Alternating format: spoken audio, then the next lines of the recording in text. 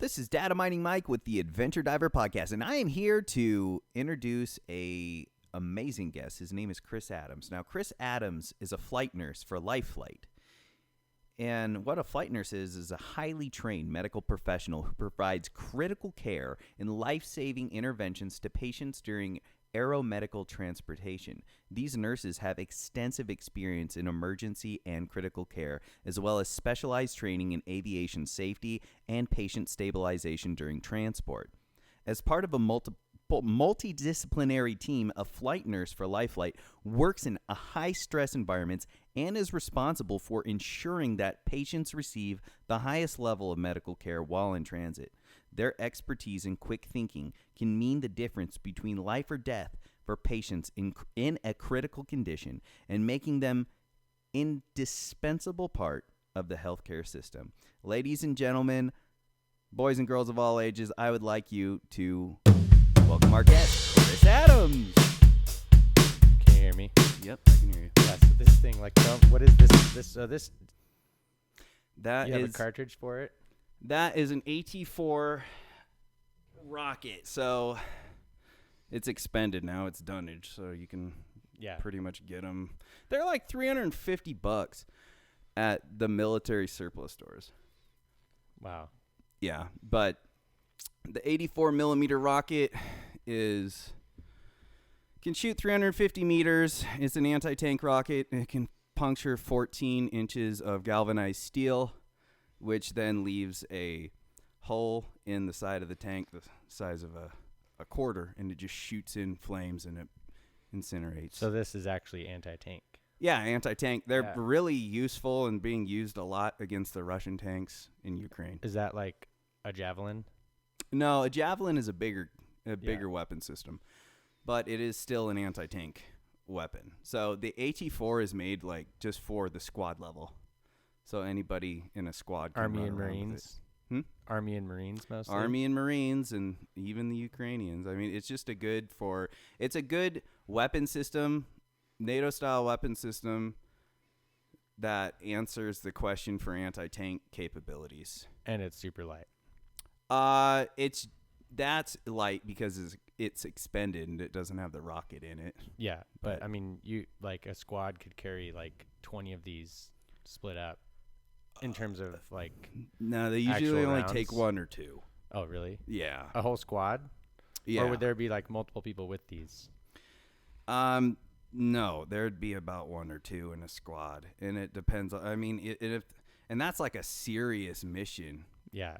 And of course, the situation dictates too. Like in Iraq, we had one per vehicle.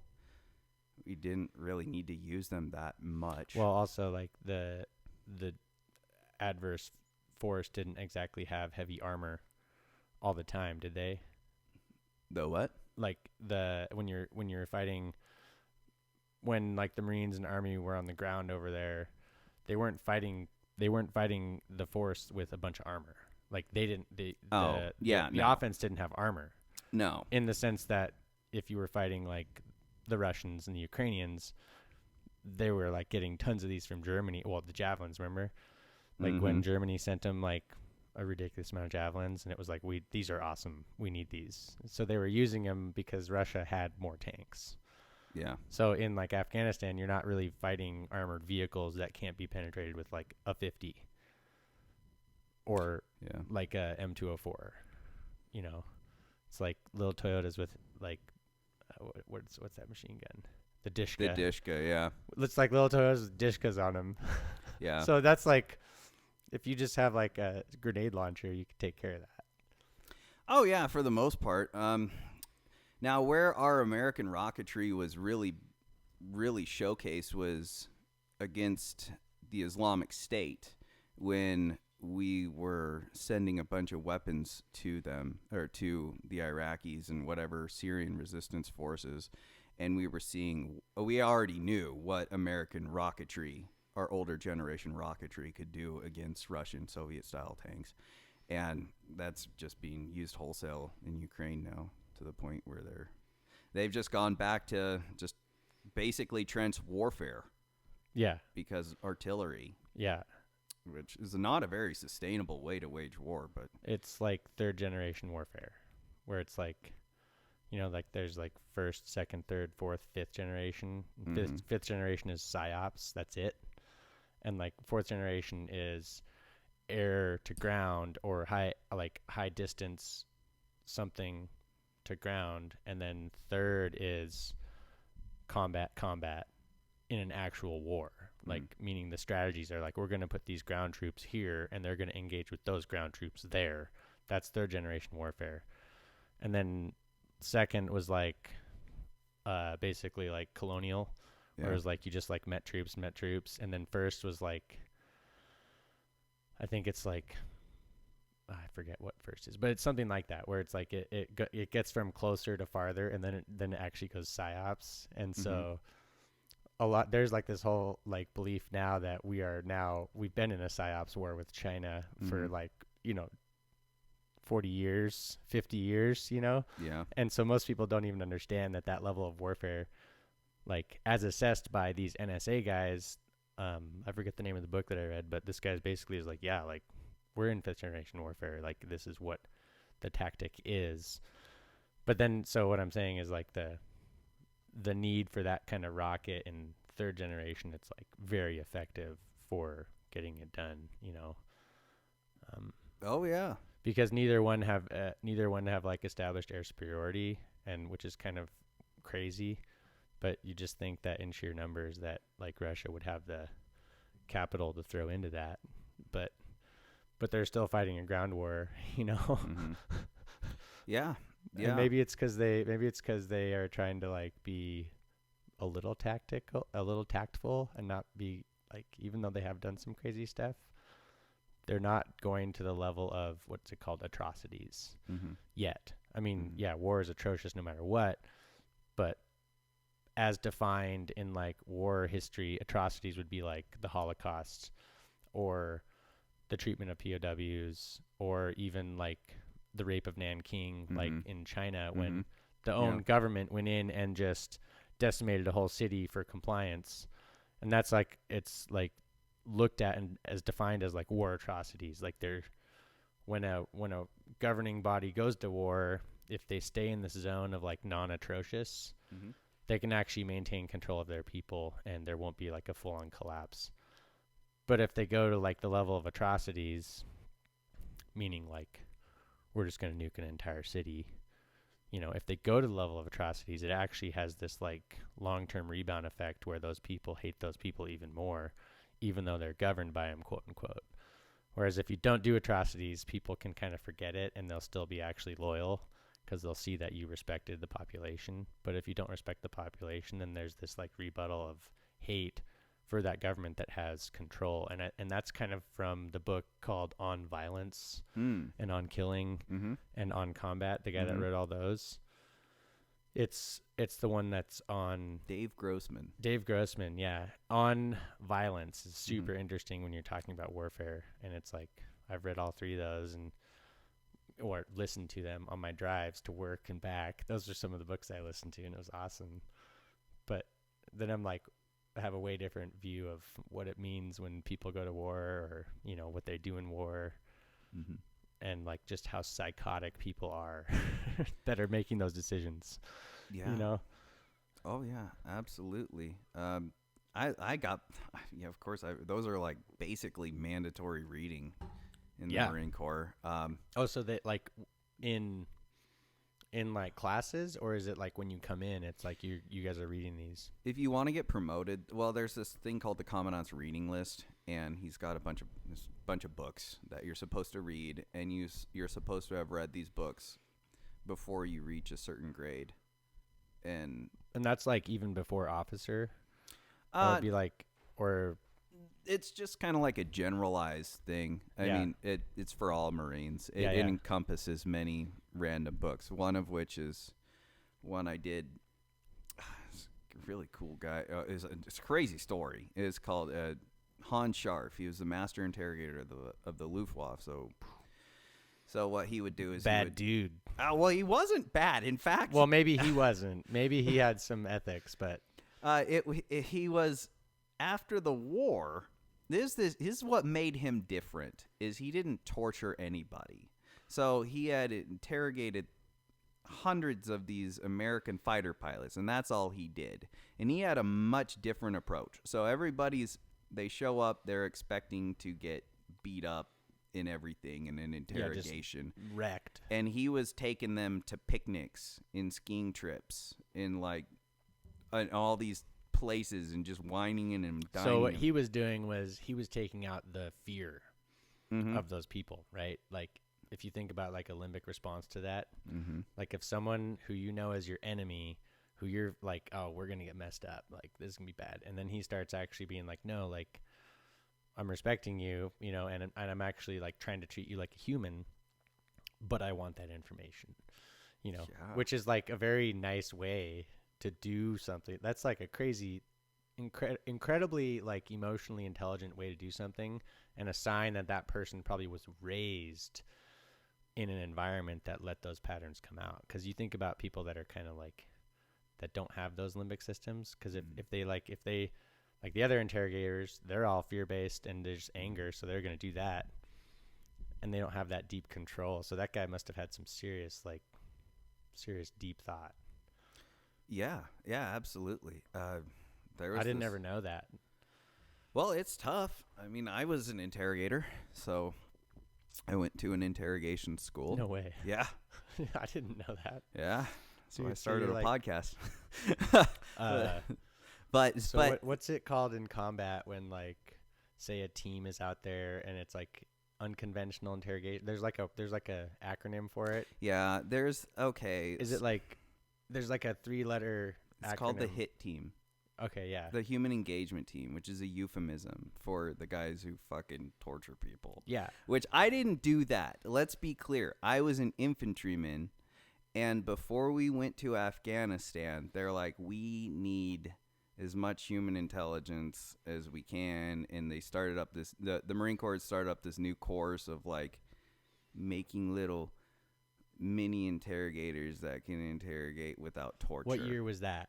That was 2010, 2011. So that was part of the tactical debriefer program. Can you say where you were? Dam Neck, Virginia is Okay, where I went to school. Yeah, so you were still in school when they were doing that. Like, they put you on kind of like a track to think about interrogating as infantrymen, like in school. Yeah, I went to a special school, and so it was a few of. So I mean, you had to like knock out the wickets. You had to have a security clearance. You had to have like good merits and it'd be a certain rank, and you're going to be in a deploying unit, and they were running a few of these selective courses ran by the interrogator, the main Marine Corps HIT guys.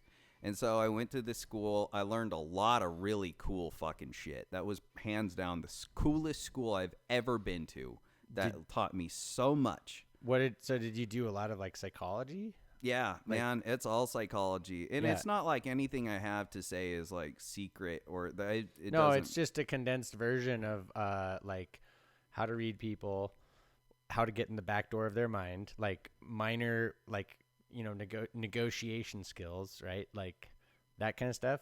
Oh, even more intense than that. But I mean, like at a minimum, you're going through that. Like you're going through like conflict negotiation, psychology behind conflict, like, you know, and that's super interesting to me too, because you can learn these behaviors even if you don't, like, they're a skill.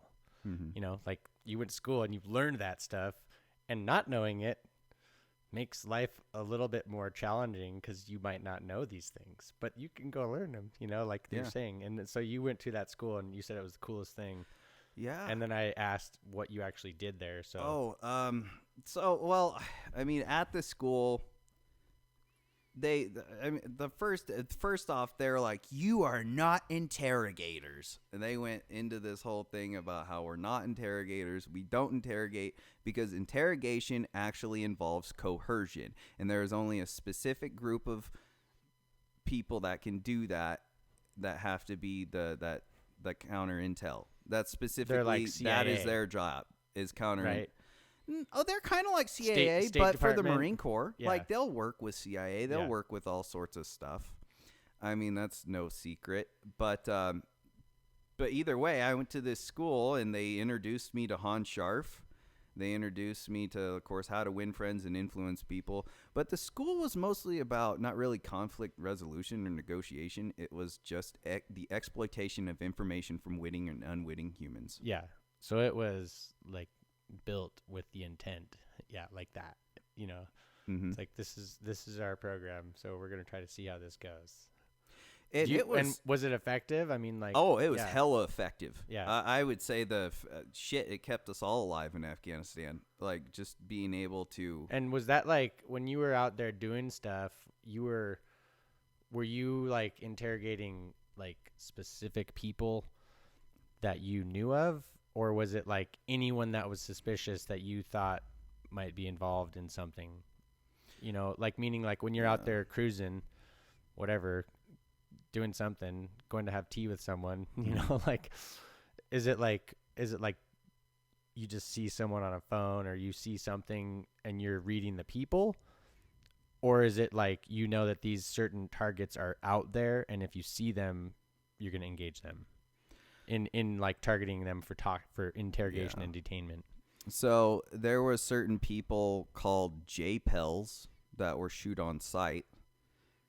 And man, there was one I should have shot him. I was thinking about it. So those are known. Are they identified, or are they like fighting age male with a rifle? Is that general? No, they are identified. Yeah. Like these guys are well-known Taliban that are operating in the area that are big T Taliban. And you guys are aware of them like as targets. Like so on your briefing, it's like, hey, these people are out there. So you go through that and talk about it. Well, yeah. I mean, it was kind of like here's the pictures of them or what we think they look like hanging up. If you ever get a chance, just hey, like and all these shoot people look the same, but it's just a matter of the situation and where you are. So that was on your radar though when you're out there, like, okay, these people. Yeah. Now most people that I debriefed were brought to me. Okay. A few times did I detain somebody personally and take them back and just question them. And so what I learned too through the whole Afghan and Iraq war. So there is No, you're good. You're good. Yeah. I was just stretching my back. Yeah, no worries. Yeah, so, man, I forget what I was going to say, but either way, so during the... So, like, you basically said, like, most of the people you... yeah, they were brought debriefed, were brought to you, whereas... They like, were brought to me. Them. Some of these guys were just normal people that the Marines were like, they look sketchy. Yeah. Or they seemed sketchy at the time. And there wasn't shit you can get out of them. I mean, when you're trying to debrief somebody, and I had some knowledge of the Pashto language at the time, so I had studied it through Rosetta Stone. So by the time I got there, I was able to. That's what I was going to ask. I was like, so could you have your own communication with them? Mm-hmm. Yeah, that's what really helped. At the end of the day, I had to just get rid of the interpreter because the interpreter was lazy, and he really didn't want. It's like bringing an interpreter to try to communicate with a detainee. you lose that whole like drive and like deep psychology behind the intent. It's like, hey, this guy's asking you this, not like, hey, I'm asking you this. You know, where there's a whole different loss. And they'll in, like, sit and intent. they'll fucking argue with each other and have little arguments over shit. And I'm like, no, shut the fuck up. Yeah. Like, yeah, you're like, motherfucker. Like, I don't know what you're talking about right now because I can't follow all this, you know, but like, yeah, like you should stop because I just want to talk to this person, you know. Yeah, and our interpreter, he had well, he wasn't even from that area. He didn't even really speak Pashto that well. He was from northern Afghanistan, but I mean, there was people I have questioned hundreds of Taliban, like from pure psychos that'll cut off people's heads to just regular people that didn't know any better. Yeah. So, And it is way more stressful to be the questioner than the questioned. Oh yeah. Yeah. But what's nuts is like how many rights we have in the U.S. Like we could never do this shit in the U.S. That shit we did then. Yeah, yeah, and that's what like it's kind of funny because a lot of people that have like been over there know about it, and they're like, "Yeah, no, it's still pretty wild." Like, but but I mean, yeah, it's always like that. I mean, you're not gonna not use the best tools in the toolbox for interrogating if like you're just gonna cover it up if you don't want it to be a thing, you just don't talk about it. Mm-hmm. Yeah, I found when I was just asking, and the one thing that really helped me out in life through that school was just learning how to continually ask questions. Mm-hmm. And that was just by saying what else, what other, what else, what other, who else, who other, where else, what other, until they were like, I got nothing else, nothing other. And then yeah, it is interesting. Like you have to keep that mind like thinking about it. Mm-hmm. You know. Yeah, I mean, I remember I had this one dude. He was around, I don't know, he's probably around 19, 20-year-old. Got rolled up by the Marines and brought to us. They brought, because I was a tactical debriefer, they brought all the they weren't POWs because a POW is a process person. They brought all the detainees to me. Yeah, just like the quick roundups. Yeah, and because I was the guy who could legally debrief them. And so was that even like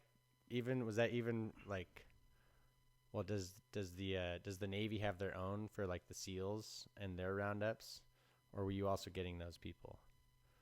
Oh no, this was just local from the battalion. Yeah, but there was a lot of that. I mean, how many people there was a lot of interrogation or like just rounding up from like normal forces, not special forces, you know, like, so you're actually getting a lot of people. Yeah. Oh yeah. Like I said, that's what I was getting at. Is like there's a lot of people. I would come just back sifting from through patrol. People. Yeah, I would go on patrol twice a day through this minefield in this little shithole called Sangan, which is this crazy minefield. Twice a day. Battle. And you did that every day?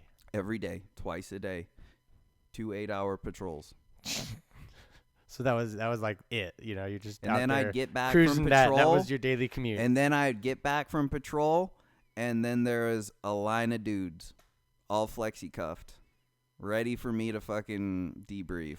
I'm like, fuck.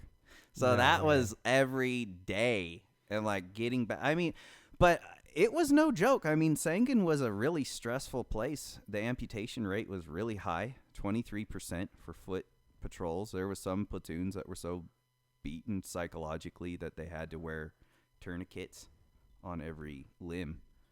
Like preset? Yeah. Because they were so psychologically beat.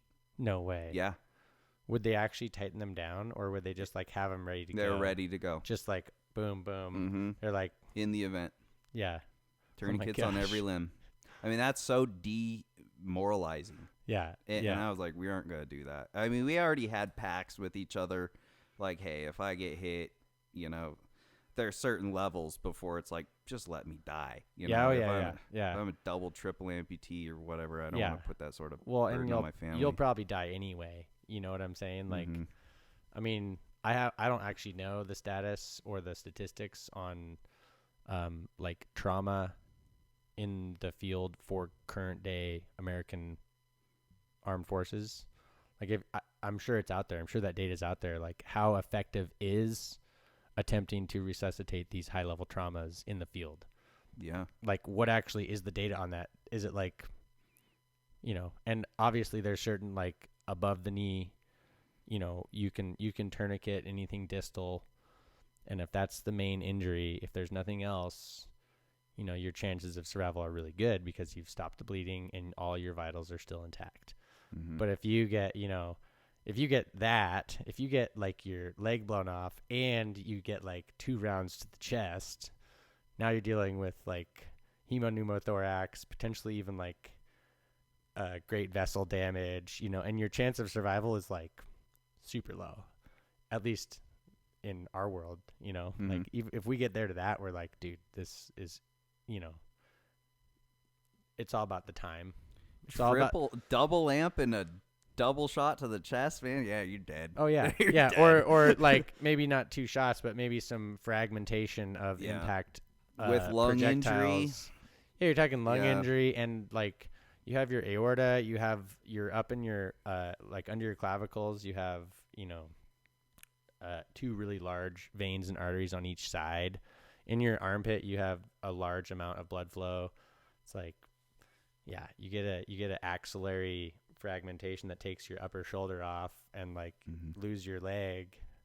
I mean, you're gonna bleed out real fast unless that team has whole blood on them, and there's a quick evac to a place where they can keep pumping blood into them until they, get vascular control on that bleed, which is like, you're talking about a decent, and I don't actually know like the current level of aggressive surgery in the field. Like, I don't know if they have them like on base. I'm sure they do.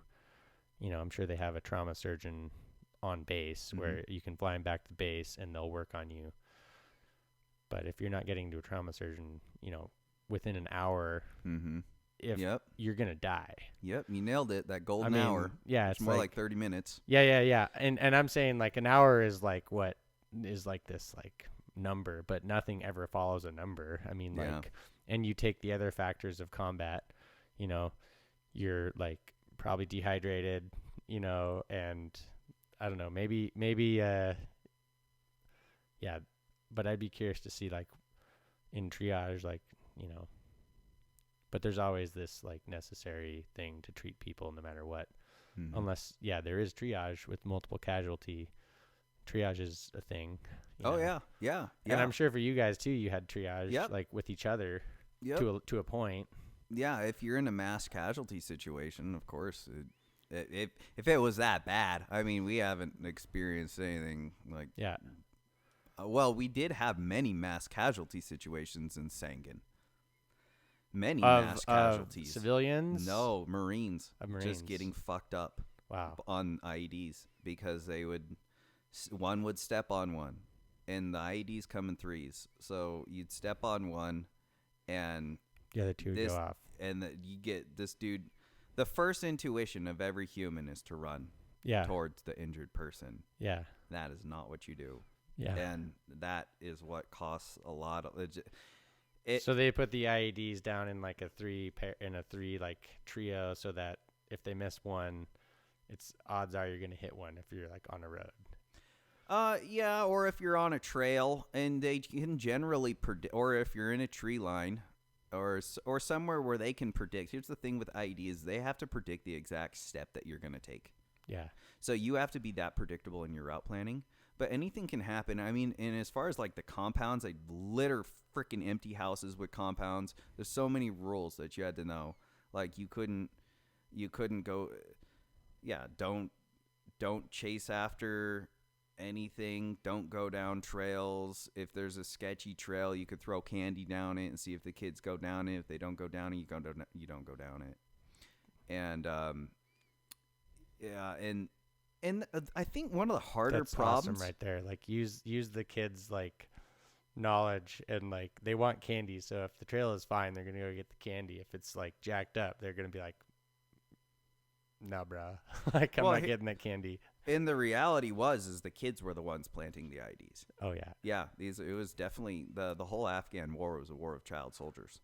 That's crazy because I didn't like know that. I always thought it was like.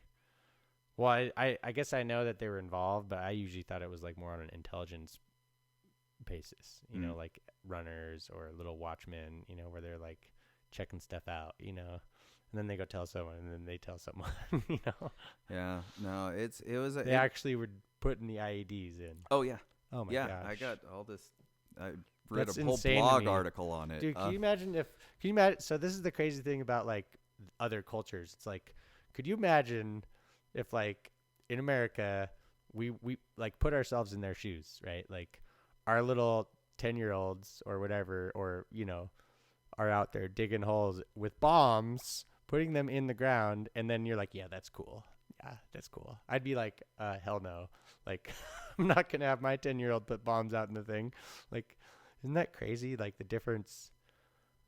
But they've also been around war forever. Mm-hmm. You know, they're like one of the most conquered countries in the planet, right? I mean, Afghanistan has like been sifted through war for the longest time ever. So it's like they know war.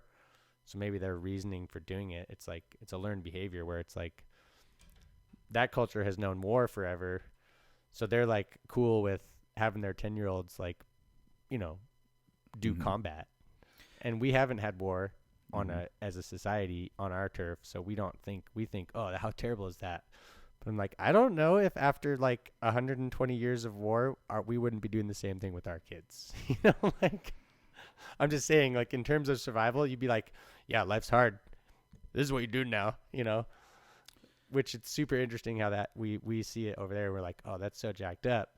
But I'm also like, I'm pretty sure that's human nature, and it's gonna happen, even if you're like a Christian, you know, a Catholic, atheist, or whatever you are. These like deep like human things are just gonna happen once you're exposed to that environment long enough. And so it's like, man, that's intense that the kids are doing it. But it's like, and then you got to worry about these kids, and you're like, oh man, these kids are punks, you know, like, because I wouldn't like the kids that did that either, you know. It's like, yeah, it was like this kid could be freaking killing me tomorrow, you know. It's cutthroat. It was cutthroat as shit. I didn't realize the situation in Afghanistan until I went there. And I was blessed at first to spend some time in the COC where I was just the command post at first until the battalion took a bunch of mass casualties, and it's like everybody's patrolling. Oh my gosh. It's like if you're an infantryman, you're shit. Yeah. Yeah, it didn't take long before we had our own patrol base, and our platoon was running patrols every freaking day, twice a day. Wow. So I was fortunate enough to be in this to be in the command center for the company, and I was working, and I was just debriefing everybody that was coming in initially. So I had a really good situational awareness. So this is how the Afghan war worked. So 9/11 happened, and our country said, how do we prevent this? We should set up an octagon in Afghanistan. And if you want to come fight us, you come to Afghanistan and fight us. And we'll put it right here between two state sponsors of terrorism, Iran and Afghanistan. I'm sorry, Iran and Pakistan. Yeah. And there is no shortage of young men all over the world that romanticize war and want to go jihad. Yeah. And there's like... shit, you saw it with ISIS. It was easy to get Americans to go fight for ISIS, white Americans. Yeah. And so this is what they do. But either way, the foreign fighters come to Afghanistan. They link up. Well, they probably depends on where you're from. If you're from England, they'll probably send you to Iran to get trained, better training. If you're from a poor country, you'll go to Pakistan and get sub-rate training. Go up into Afghanistan, report to the local Taliban commander. He deploys you wherever. Wow. Now, the foreign fighters don't give a fuck about the civilians. They don't care about the people. They don't care about the kids. So the foreign fighters show up to fight us. They always fight right after the spring. So after the poppy harvest. Are they getting paid, or is it like more of like, this is our duty? No, they're doing it straight just to be psychos. It's their duty. Like to them, right? It's like they believe in their minds. They're like, because not really if their duty as much as they're thrill seekers and they romanticize war. Yeah, is what it is. Like, just like Americans right now that are going to Ukraine to fight the Russians. So saying it's their belief might even be like they just like pulling triggers. They just want to go freaking do war. Yeah, and they may not be like ideologically like, you know, Islam extremists doing jihad. You know, maybe there's like a cultural thing where it's like, oh yeah, this is cool. And then like, because if you think about like war in America or the view on war and combat in America, it's very like hero-sized as well, where it's like, you know, become all that you can be, you know, and yeah, there's a lot to be learned in the military for sure, because it like has good qualities to it, like discipline and, you know, doing things one way, you better do it right or you're done. But like, yeah, so there's a mix between like actual like Islam extremist belief, like high up Islam, and then there's like just people that are like screwing around Yeah, I mean, there's those because they're not getting paid for it. Well, it's like at the end of the day, this is the way I think of it. It's like some of us were just born to be soldier ants, and they will go in war in any way they are going to do it. They need jujitsu is what they need. Yeah. But they don't have that. But they need it, so that their ego is like chilled out and like being like, all right, I took care of some combat. I'm good. You know. Mm-hmm. Yeah, absolutely. They need that. But they show up to Afghanistan. They get into one big gunfight with us, and they get their asses handed to them real fucking quick. And then they learn, oh yeah, this is why we just go back to the kid. Hey kid. You want to plant this for me? Do this. Do this. Yeah. And these kids don't go to school. Yeah. They're just another accessory. They're just another mouth to feed and hand to work the field. Yeah. That's it. I mean, the boys herd the goats and the girls walk the cow. And it's an interesting society as far as like the bacha balza. And so much fucking meth. I never thought. Really? Yeah, meth. Oh my gosh. Yeah, they call it Ak. No way. Yes. I've never even heard that. Like, I didn't know that it was. I didn't know it either. Like, and like the freaking the normal thing is like, oh, opium because Afghanistan, right? Where it's like you'd think like it'd be like heroin and opium based stuff, like Oh, they got plenty of that, man. Yeah. I mean, But you wouldn't think that necessarily meth would be there. Yeah, and I didn't like, dude, think if you guys that. have opium, just have at it. Well, like, it comes from China. Yeah. And they get it in... The meth comes from China. Meth comes from China. And they get it in these bags. Like, they had, like, big fucking fertilizer bags of meth. And they thought it was, like, no big deal. I remember we rolled up these dudes, and I was fucking grilling them all night. There was like 5 or 6 of them. I was grilling them because we knew they were shady. We watched them doing shit with the drone footage. We watched them, and then the platoon rolled them up and everything and brought them back. And I was dealing with these dudes, and these guys were tweaking. And I had my way. I was like, why do you guys have meth? What is this shit? And they're like, it's no big deal. It's Ak. We mix it with our swore, which is their chewing tobacco. So they mix crystal meth with their chewing tobacco and put it in their mouth. That's so hardcore. Yeah. And the thing is, it's just chilling in the house, in the compounds, in their mud compounds around the kids and shit. And then, yeah, these guys were tweaking hard. And we tested it with our drug testing kits, and we're like, it's fucking meth. Oh, my gosh. Holy shit. Yeah, man. So then after you figure that out, did it get like, it got studied and then like they found out that it was coming from China? No, they already knew. They just knew. Yeah. This shit comes from China. So, yeah, it's a hell of a thing. But you actually are dealing with like methed out fighters.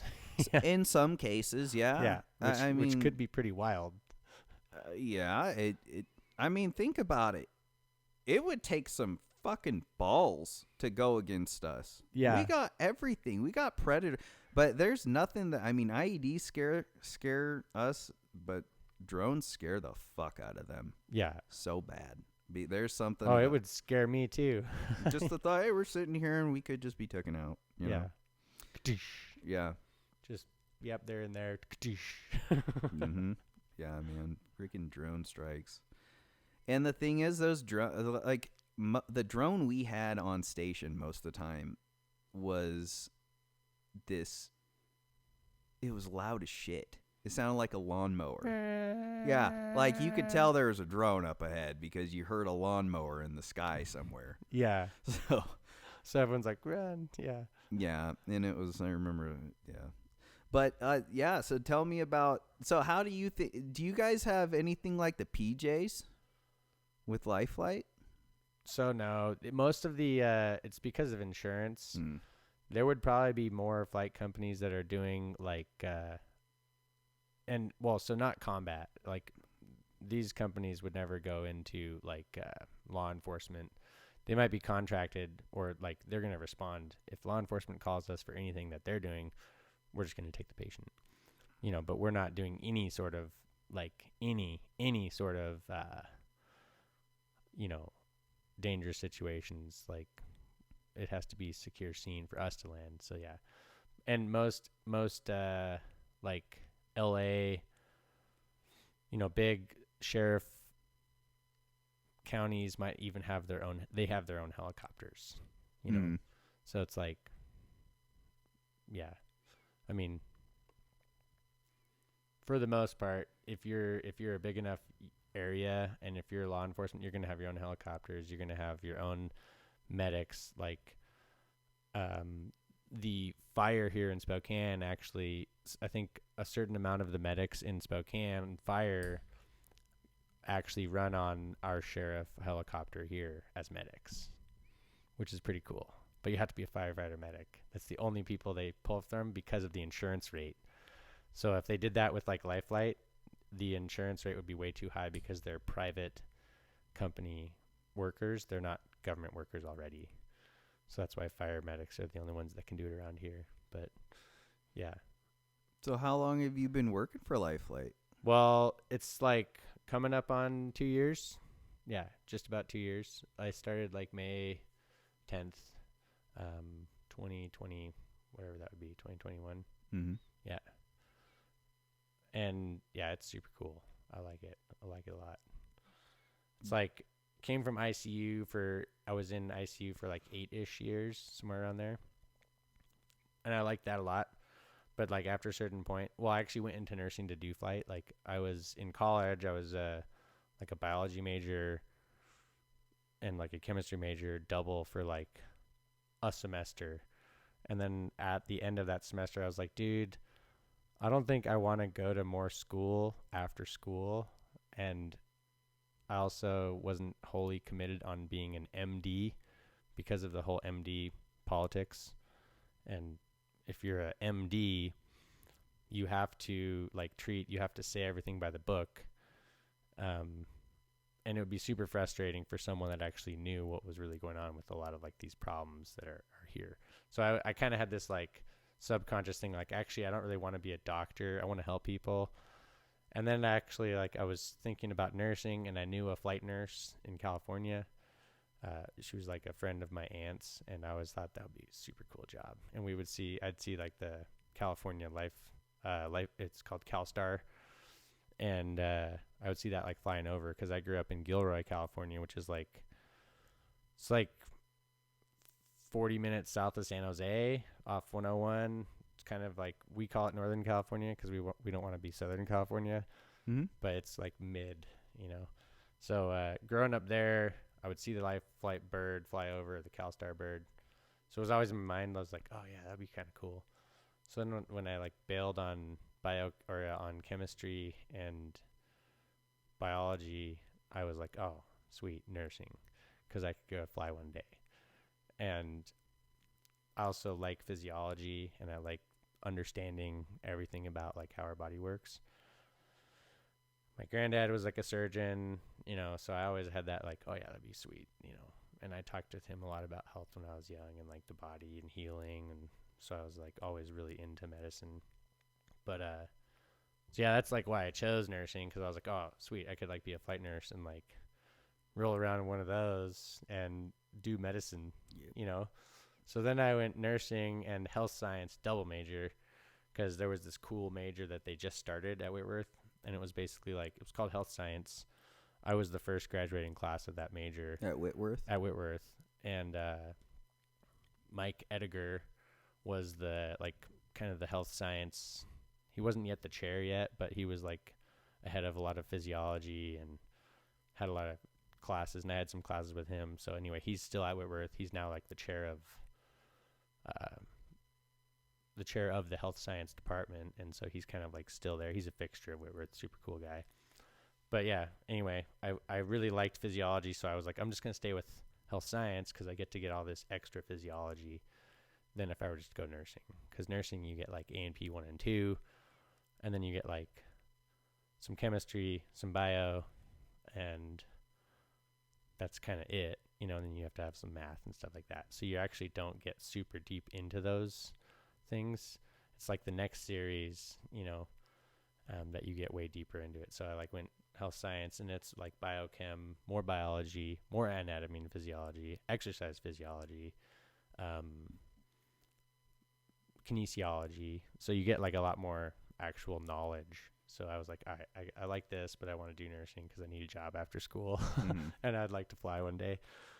So then I just started working at Holy Family. I went through WSU nursing program, and the Whitworth nursing school basically is like part of, they feed into WSU nursing. So if you go to Whitworth nursing, you graduate WSU, and you're a cougar. So you actually I gotcha. Yeah, so it's actually like you just literally it's yeah, the Gonzaga has the same thing too. Yeah.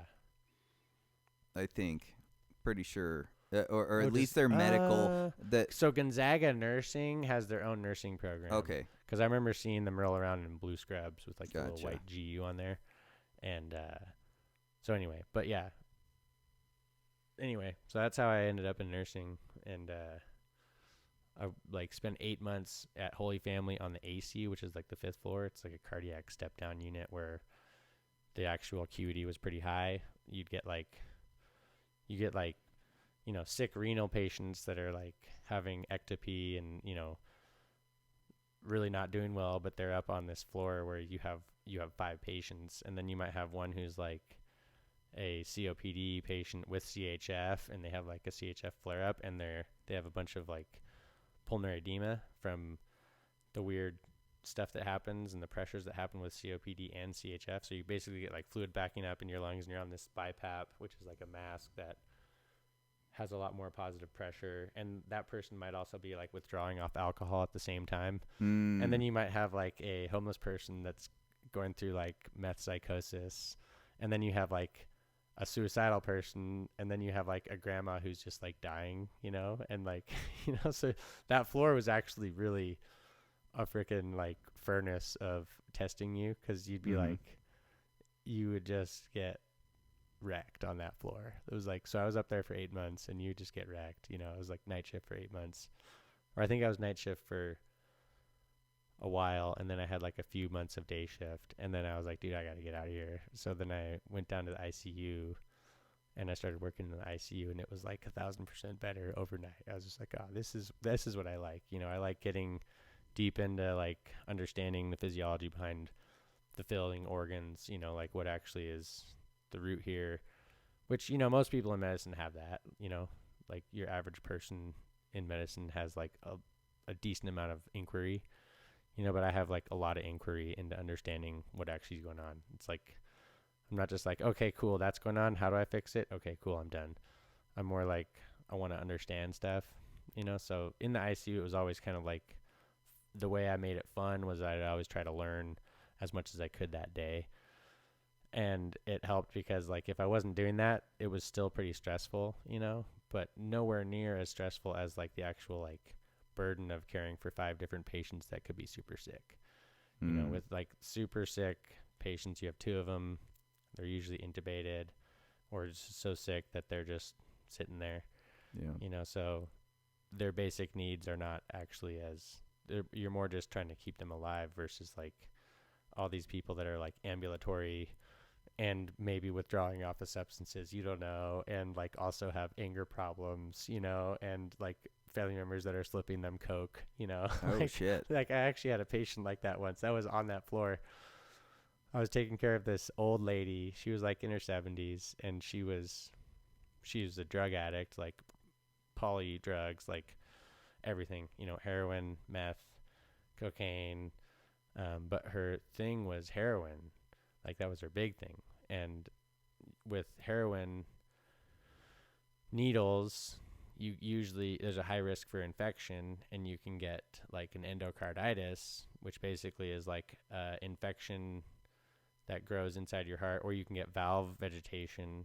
So you have like valve failure because of these like bacterial vegetations from bad needles, and then your pumping mechanics of your heart will be so like messed up that over time the heart will either like lose its ability to squeeze, or it'll get too thick. And so what you do is your heart begins to fail, and then now it's this thing called ejection fraction, where it's like the amount of blood pushed out of the heart at once. Because those valve problems, that number will decrease significantly. So your actual cardiac output is like through the floor. So that's what heart failure is. And there's dilated cardiomyopathy, and then there's like your ventricles have gotten so big that the amount of blood pumping in the ventricle isn't that much, even though it's going fast and it's working, but it's just not circulating blood. So that's congestive heart failure, basically. I mean, in a nutshell. So you might have someone who's like in the throes of congestive heart failure, and they're withdrawing off alcohol, and they have anger issues. And that was like your average patient on that floor. It was like you're just dealing with these patients that are like anywhere from like totally fine to just like on death's door, but they just don't know it yet, And that sounds like it would be testing. And every night you'd have like one patient, get transferred to the ICU like on your watch, and it was like you just had to pay that much attention, because the actual acuity of the patient load was pretty high. So it was like, it like taught me a lot, because I'm like, okay, like I actually have to do this. Like I have to really respect what I'm doing here. Otherwise these people are going to get messed up. So I have to like make sure I work hard and like get in there and see those patients and like understand what's going on, so I can be like, no, this guy's like heading down, and I can see it because I'm looking at his labs. I'm looking at him. I know that he's heading down, so he needs to go to ICU, versus someone who isn't paying attention. They'll just wait till he shows the last symptoms before he's going down. It's like you could be like 8 hours ahead of the curve, whereas if you're not paying attention, that's why those floors can be dangerous, because some nurses have checked out, or they're just they just don't care.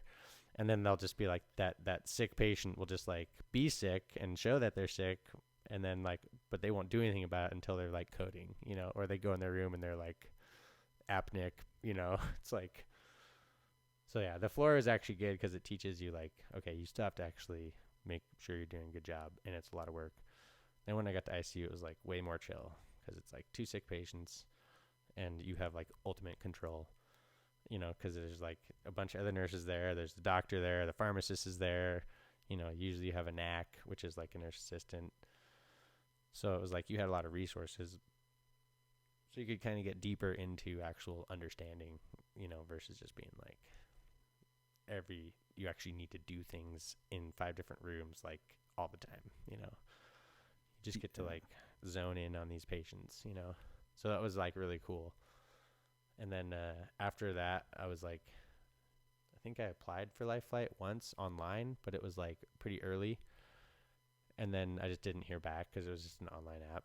Mm-hmm. And I probably didn't have the experience I needed or something. But then got kind of busy. Like 2 years went by. And then can you bring it to like to your nose? Right there. Like there. Get your nose talking. Yeah. Oh yeah. There you go. Perfect. Yeah. There we go. There, that's better. I think it was just pointed down. There. Yeah. Anyway. And what's weird is every person's voice is different, and so your voice pattern's a lot like mine, to where it's sort of the same look. Yeah. And so it makes me wonder, like, crap, is it even picking up? But no, it's good. It'll work. Yeah, it works. It'll it work works just fine. But yeah, anyway, that's how I got into nursing. That's how I got into ICU. And then it was just the second time I actually like went down and talked to Pat, my boss, and but I wasn't working there yet. Obviously, I just was like, hey, I applied once online and like didn't even hear back, but like, can I talk to you? And then I talked to him a while, and then he was like, yep, just throw in your app and make sure your resume's in there. And then he was like, I'll get you an interview. And that was after I just talked to him for like an hour. Like, I just was like, I don't know how this works, but I know that online apps are like lame. No matter how good you are, it's just like, it's just not as good as like knowing someone, And so I talked to Pat for like an hour, and he's like, all right, cool. Like, yeah, you sound like you'd fit in here. Just put your app in and we'll take a look at you. And then that was like, then I got hired May 10th, 2021. And now I've just been like flying and really enjoying it. Nice. Yeah. And I actually started as the Spokane float, which is like you cover Sandpoint, Spokane, Lewiston, Pullman, Richland, Moses, Brewster. Yeah. And did I say Sandpoint? Mm-hmm. Sometimes Sandpoint, even though it wasn't like as normal. And then sometimes I even went to Walla Walla, which was cool too. But yeah, I was at all those bases, and it was a super busy, I walked in and did, went to new employee orientation, got back, got on to third rider, which is where you're riding as a third in the helicopter. And so you have the nurse, the medic, and then you're whether you're a medic or a nurse, you hang out with the crew for a while. And I'm not exactly sure. It's not usually an exact set time. It's just all right, you got a few days on third rider. You want to go to second rider? Or they'll assess you and tell you that, or they'll ask you if you're ready to go. It's kind of just dependent on the person. Yeah. And then it was super fun because I flew all over the place, and I think I had close to 300 flights in a year. And it was just a lot of volume. And I met all these different people, Nick. I flew with Nick a few times. Yeah. That's my brother, people. Yeah. Nick Segalini. Yep. Nicholas, he's out there. Saving people. Oh, yeah. He's always taking naps in the fixed wing. I bet he does. Oh, he naps hard in the fixed wing. Yeah. He curls up in puts his little jacket over himself, and he just goes to sleep. Yep, I bet he does. I bet he does. Takes after me. I nap wherever I can. That's a skill. Yep. It's a skill and a survival behavior. It's I'm just going to take little cat naps. Mm-hmm. Yep. Yeah. That's a good. I nap. Good. Yeah, I would always nap too. We always napped on the dead legs. Mm-hmm. And that's what really helped is if you could get little naps throughout the night, because sometimes we'd have 6 transports, and it'd be 3:30 a.m. and you're beat, and then you get another one, so you're quick 20-30 minute nap, drop the patient off, and then a hour nap for the way home, and then you wake up and then you chart. Now, are you working 48 hours at a time? So out of at a full time, it's 24 hours a week, so it comes out to 4 and 24. But it depends on the time period and the rate of calls. You might be busy. So 4 days on or 4 days off, Well, 24 on.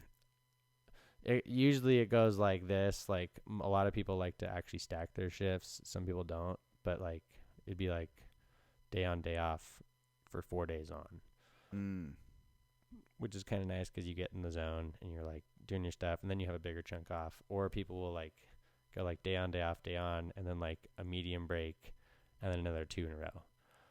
And that's a lot easier on you if you're at a busy base. And if you do 4 in a row at a busy base, you're really fatigued after that, and this was then, there were some changes in how they did flights. Then pilot was they basically had a duty day time, and they were supposed to be back on the ground at base by the end of that duty day.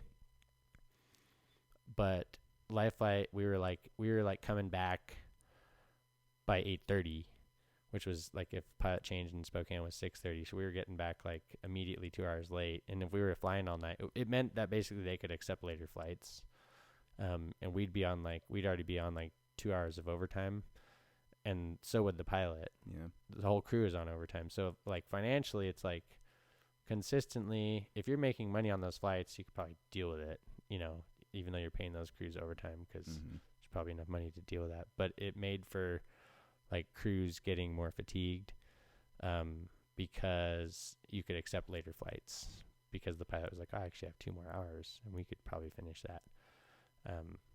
There was a policy, a timeout policy, where basically if a crew is done before their next call, they can time out and have 4 hours timeout. You probably know that, from just talking to Nick. Oh no, he does. I mean, all I know is he works. Yeah, yeah. All I know is he works 2 days a week, and he makes like 70 grand a year Yeah. just from that job. Yeah, yeah. Although I'll tell you that those Moses shifts, like, they're probably getting a little bit chiller now, but they beat you up. Like, back then, like, they were basically like, there was one crew and there was a rotor and a fixed wing that base had to do. But the actual crew splits Brewster and Moses. So like half their shifts are in the Moses, which then was single crewed for a fixed wing and a rotor. And then half your shifts would be in Brewster, which is like a single rotor. And it's like, typically if you're there in the winter, you fly less, you still get grounds, but whatever. So it's like a little less fatiguing, because on the fixed wing rotor base, you're going to be rotors and fixed wing. So you might get a fixed wing out the gates, come back, do a rotor, and then like do fixed wings all night. And it wasn't uncommon for the Moses crew to be like, they left and they'd only come back for a pilot change, and then like they're back out. Mm-hmm. And if they didn't time out, they're flying till late, Damn.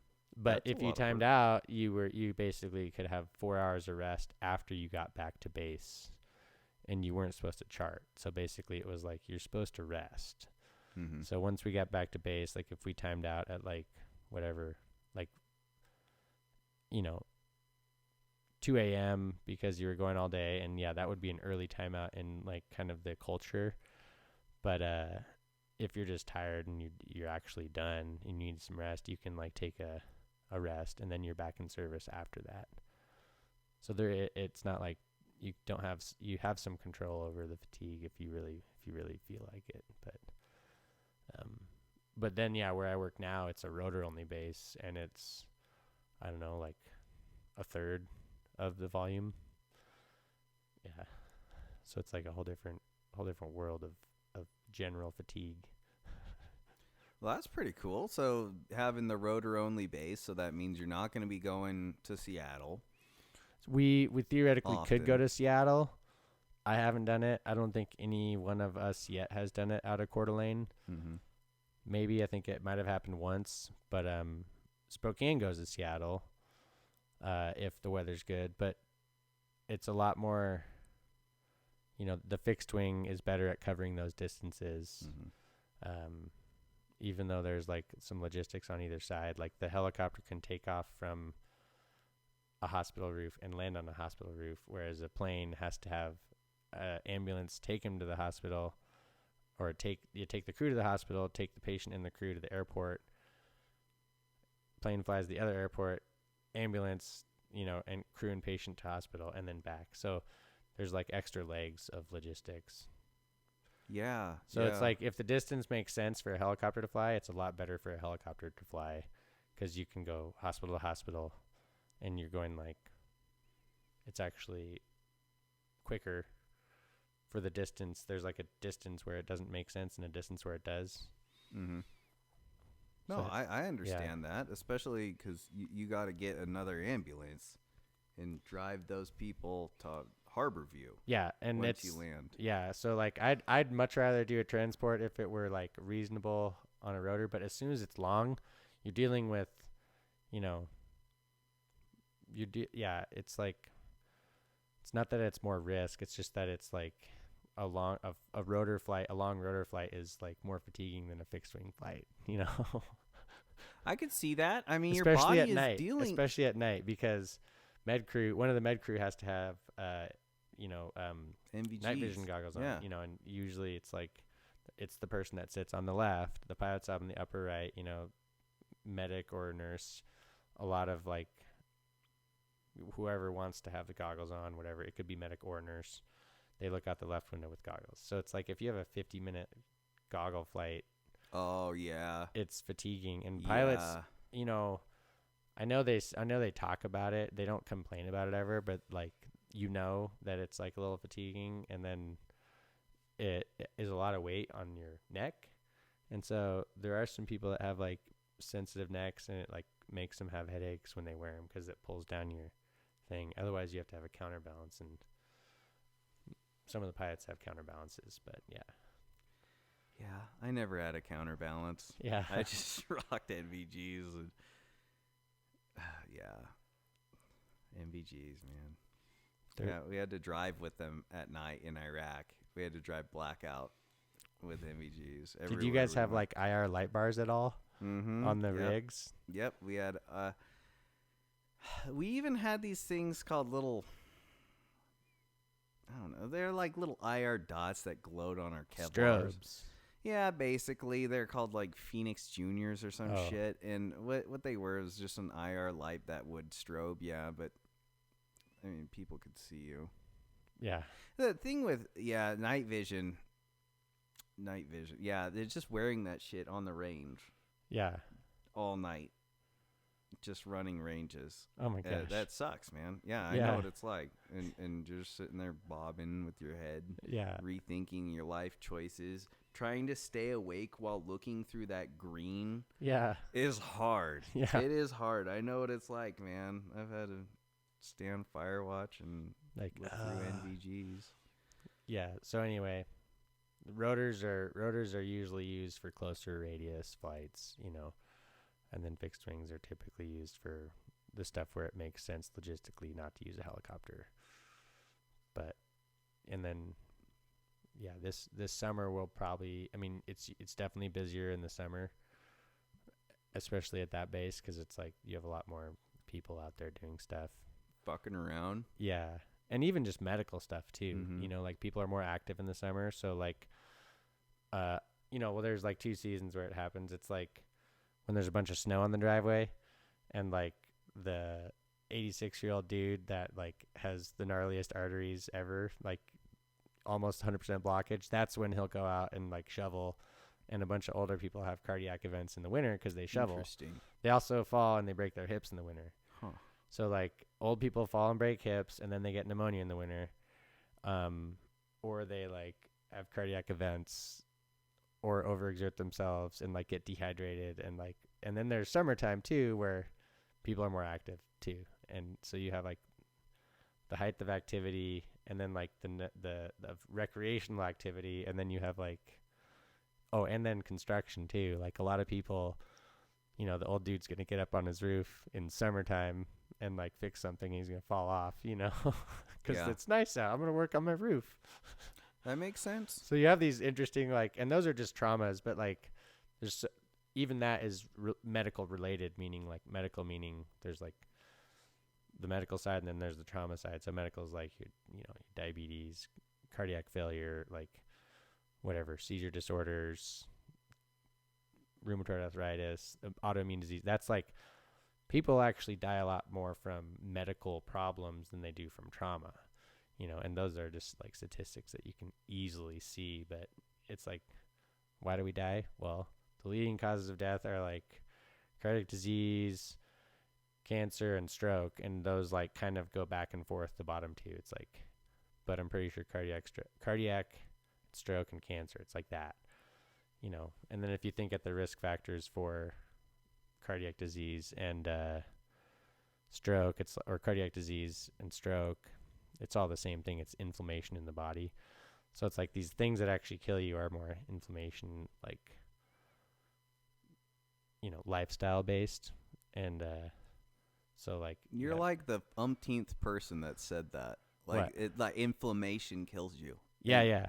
Like interesting. Yeah. Well, like understanding the process of like atherosclerotic plaque is like what you have to do in order to like dispel the opinions about it. Because there's people that have opinions that are like, oh yeah, cholesterol is bad for you because it's in the plaques. And it's like, for a long time now, it's been known that the cholesterol is used in the plaque is made up of cholesterol. But the cholesterol didn't just like accidentally like bump into each other and get clogged. That's not how it works. There's like a micro tear and actual shear of the vessel, and then the body uses the cholesterol to make a patch. Interesting. And that's actually what atherosclerotic process is, and that's like in the biology of it. That's like the biology of it. That's like how it happens, or the physiology of it. Like, so you have all this internal micro damage that's so it's causing. it's vascular damage. And there's a really good book called The Cholesterol Myth, and it goes into the actual kind of like the science of it and talks about it a little bit more, and the understanding of like, hey, cholesterol is super important, and heart disease is not caused by cholesterol, it's caused by inflammation. And but like most people die from that kind of stuff. They don't die from trauma. But in the summer, there's more trauma because there are more people doing things that cause trauma in the summer, other than like snowmobiling and, car wrecks or, people falling and breaking their femur, Oh, yeah. You know what? You brought up some points that I was thinking of, and one of which was I mined through this data set like a couple years ago, and it just came out with the newer version, and I mined through it, and it's still the same. And it is drug overdose deaths. And it's drug overdose deaths for the state of Connecticut from 2016 to 2021.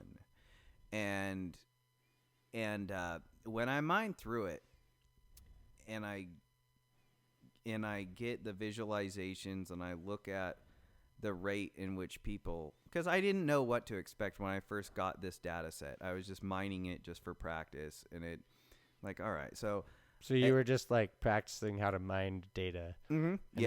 And it was like, oh, this is interesting. Maybe I'll just choose this one. Yeah, pretty much. I mean, there were some factors, like it was clean. It was fairly clean data, so I could take it and manipulate it easy enough. But I was going through it, and what I found, and I wrote a blog about it and everything, was that a 65-year-old male is twice as likely to overdose than a 20-year-old male. Yeah.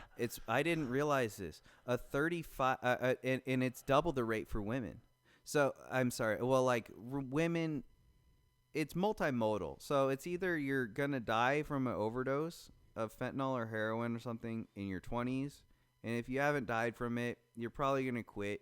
And then like 55, 60, you pick up it. You pick it up again. Yeah. Which, like, how are these old people picking it up? And then that's interesting because when we were in the hospital, I mean, it wasn't uncommon to have like a 60-plus-year-old on meth or be heroin positive. But that also is the demographic of that Spokane side, where it's like in that lower demographic of, it's like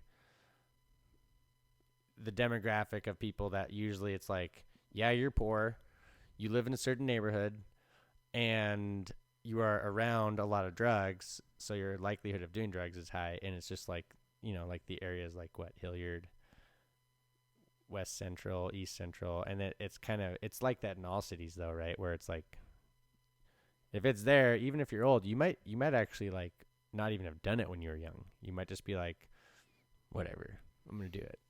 And we saw a lot of patients in what I was saying is we had a lot of patients be old and be on meth or heroin. Yeah, no, I don't doubt it.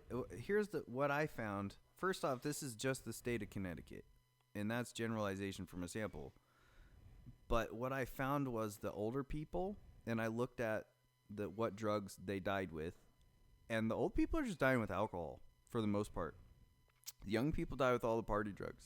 Oh, really? And so these old people... Or alcohol and narcotics for the old people? So I'm thinking they're getting prescribed these things. They're getting prescribed fentanyl. Oh, yeah. And they're taking it and they're dying. It's like really fucking negligent. Like, why would you give these people that can't remember whether or not they took it? Yeah. And that's like... And then they have a glass of wine, forget, and then they take another one. Yeah. It's creepy. Yeah, that's a big thing. I mean, there's a lot of... It's like, why are they doing this? Why are Why are these doctors prescribing out this fucking fentanyl? Yeah. Well, I didn't ever like watch the movie that they made, but it was about, I think it was actually oxys, and it was like the corruption behind why all the oxys came out. Did you ever watch that movie? I'll have to try to remember what it was. I heard about it. I've heard some histories about some place in Florida about how they would, essentially doctors just giving out meds for Yeah, and like the amount of those that he prescribed was like crazy high. Mm-hmm. Yeah, basically he was a drug dealer. Yeah. At the end of the day, and there are some places in Florida you could go, and that was the thing. I mean, we've and that's part of the fentanyl crisis now, is because of we had the opioid epidemic, which then it went to okay, now people are going to heroin because it's cheaper, and now you got fentanyl. And so I went to this meeting with some this organization I go with, the young professionals, and they had this guy there. He was talking about how they make it in Mexico, how they're making the fentanyl. And what they do is they make it so, like, imagine a vat of flour, white flour, and if you sprinkle in, and while it's stirring at the same time, and you sprinkle in cinnamon, there's going to be swirls in it, right? And so they're taking, and then they're just making the pills with the swirls of cinnamon. So, like, somebody might get a fentanyl pill and not get high on it at all. And then they get, like, they do, like, half of one. They don't get high. They do the other half. They're dead because it hit just a packet of that cinnamon. Oh, my gosh. Yeah. But that's mostly the street. Yeah, that's street. The Mexies. Yeah. As everybody's saying. That's, like, full-on drug cartel. Mm-hmm. Where they're like, yeah, this is how we make our money. We make this, and then we sell it. Which is nuts, and they don't give a fuck, and they're purposely making it like that. Yeah. So you have to buy more to get your fix until you die. Yeah. And that shit is so damn dangerous, man. The whole concept of fentanyl and carfentanil. Oh, yeah. I mean, it's like you have to be a pretty smart drug user in order to not die from opiates. You know what I mean? Is like you have to have someone next to you with some Narcan, you know? Like... Mm-hmm. Like, yeah. Hey, dude, I'm going to do this, but can you get me some Narcan if I go down? Like, you know. But you're also asking that guy who's likely also high or might get high, you know, or so do you really trust your life to that guy? Yeah. No. Absolutely. I wouldn't. Yeah. No. It's a rough life, and the thing is, and I'm sure you've seen Camp Hope here in Spokane. Oh, yeah. Yeah. Well, I've actually flown over it a lot, like, because that's our path back to base is, like, we come off Sacred and we fly right over that camp, and then we, like, come in on final and come back to Felts. So I've flown over a lot, and I've seen it was, like, way bigger. Now I think it's smaller. Well, that's good. I mean, I know that, well, yeah, I'm sure you've seen it. Spokane, it kind of ebbs and flows. Well, I was talking to... I think, one of my partners, and he was saying that the rate of, like, EMS calls for that spot was crazy. Yeah. Like, they were always there. So it wasn't like it was actually very good. You know, it was, like, objectively, we can be like, oh, this place had a lot going on. You know, like, you know, people got murdered there. There's, like, fires there. Mm-hmm. You know. That's the problem, is they always catch on fire. Yeah. So it wasn't like it was very safe or good, you know. It's like, oh, great, let's let them be there. It's like, no, they actually need to have some organization, you know. Like, It would be better for us humanitarily to, like, create organization, but this is a complicated issue because we don't really want to talk about the real reason for homelessness, you know, or it's hard to define, let alone, like, put into policy when you have people that might have different ideologies leading that policy, you know. Oh, yeah. Like, I say that nicely because it's like, I don't know, dude. I don't know if you actually realize why. Like, I believe in human nature, and I believe that people, like, inherently will be, like, it's like an environmental process that, like, either brings out certain parts of your human nature, but you're always going to have human nature be there, and you're going to have the pluses and the minuses, you know.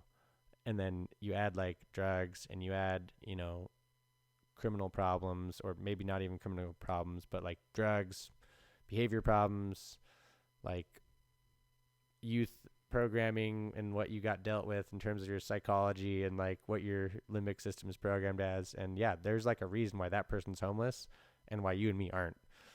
And, like, not saying that all homeless people had bad lifestyles when they were kids, but it's like these are bigger problems than just being like, oh, they need to work.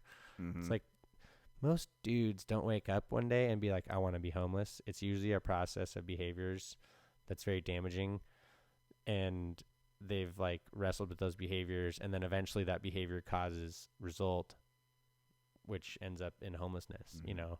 Here, I gotta piss real quick. The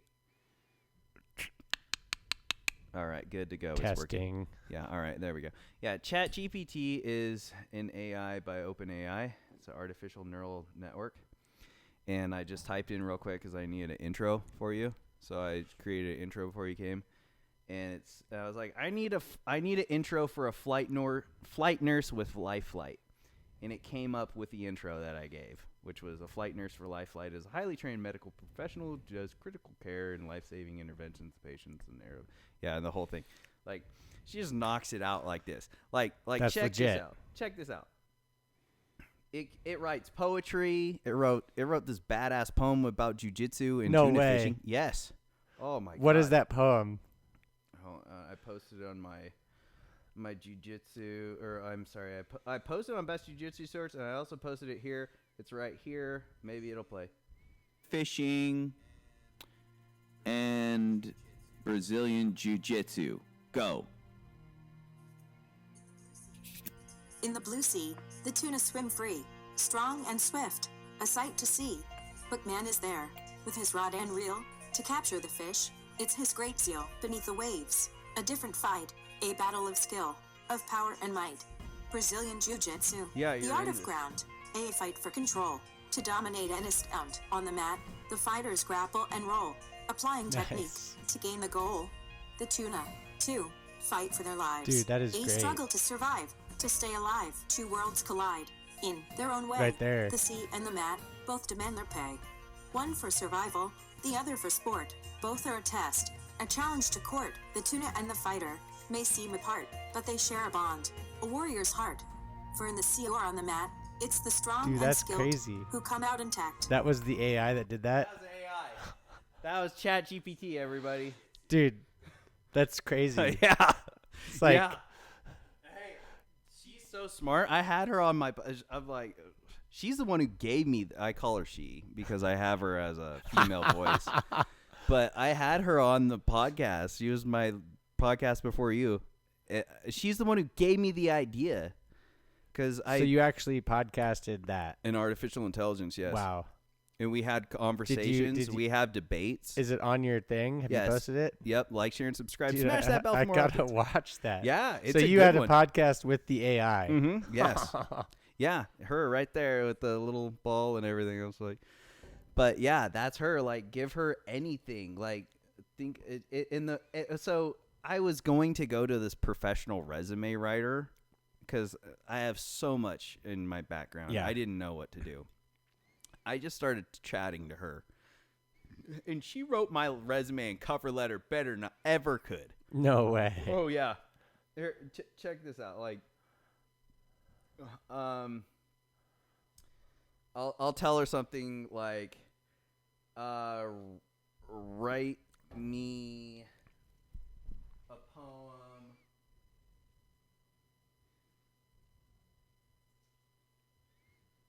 Write me a poem about a flight nurse. There you go. In the sky, above the clouds so high, a flight nurse takes... hold on, she comes out so quick, I can't even get it. In the sky, above the clouds so high, a flight nurse takes to the air to fly with skills honed in emergency care. She brings home for those in need of repair. In Life Flight's cabin... See, she's just going...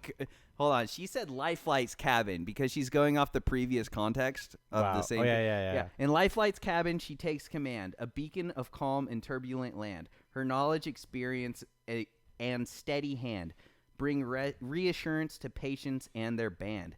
As a chopper soars through the air, she tends to the ill with expert care, providing comfort and medical aid, ensuring their journey is safely made.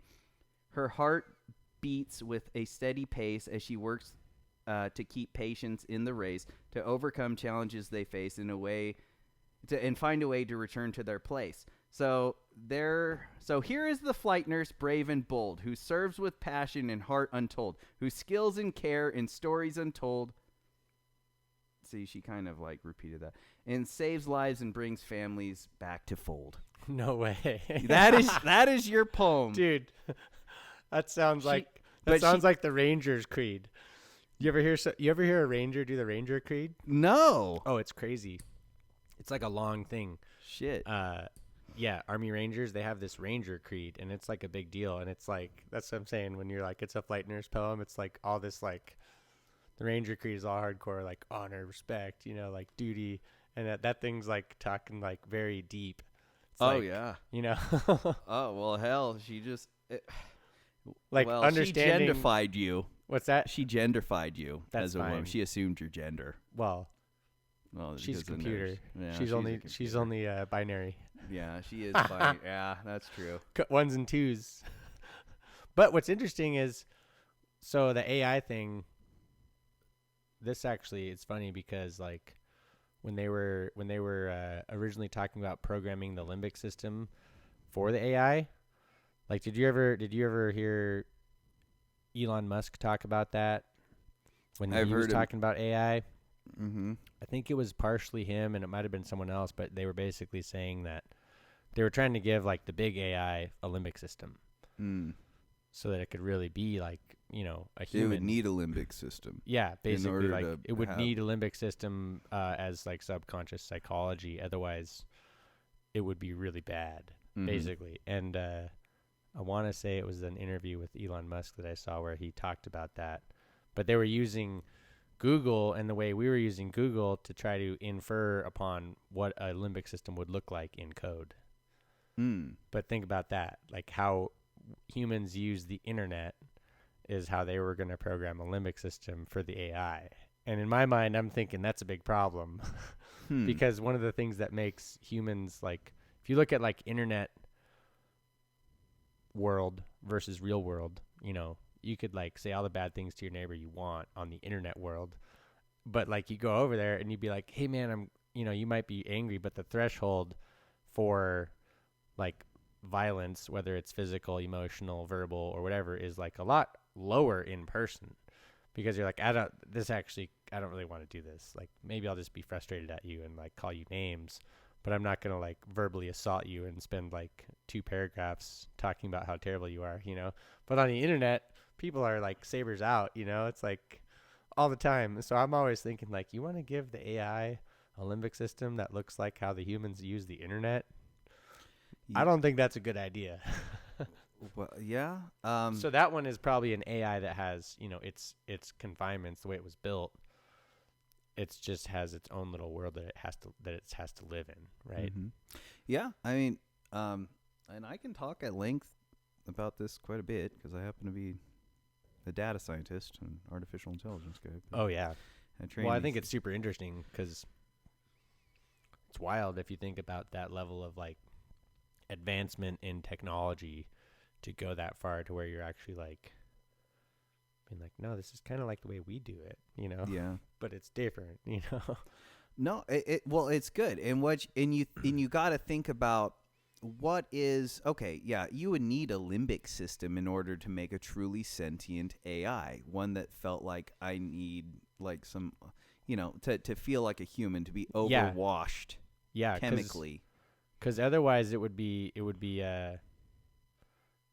I mean, because AI infers like something is making the decision, right? Like if it has to be like its own, and if it doesn't have a limbic system, that's where the whole that was where Elon Musk was really concerned, where it either didn't have a limbic system or it had one that was messed up because the decisions that it would make or the things that it would do wouldn't be guided at all. It would just be all very mathematical. Yeah, it would be horrible if you had a bipolar thing that's so intelligent. Yeah. It's not. Yeah. It's nuts. But I actually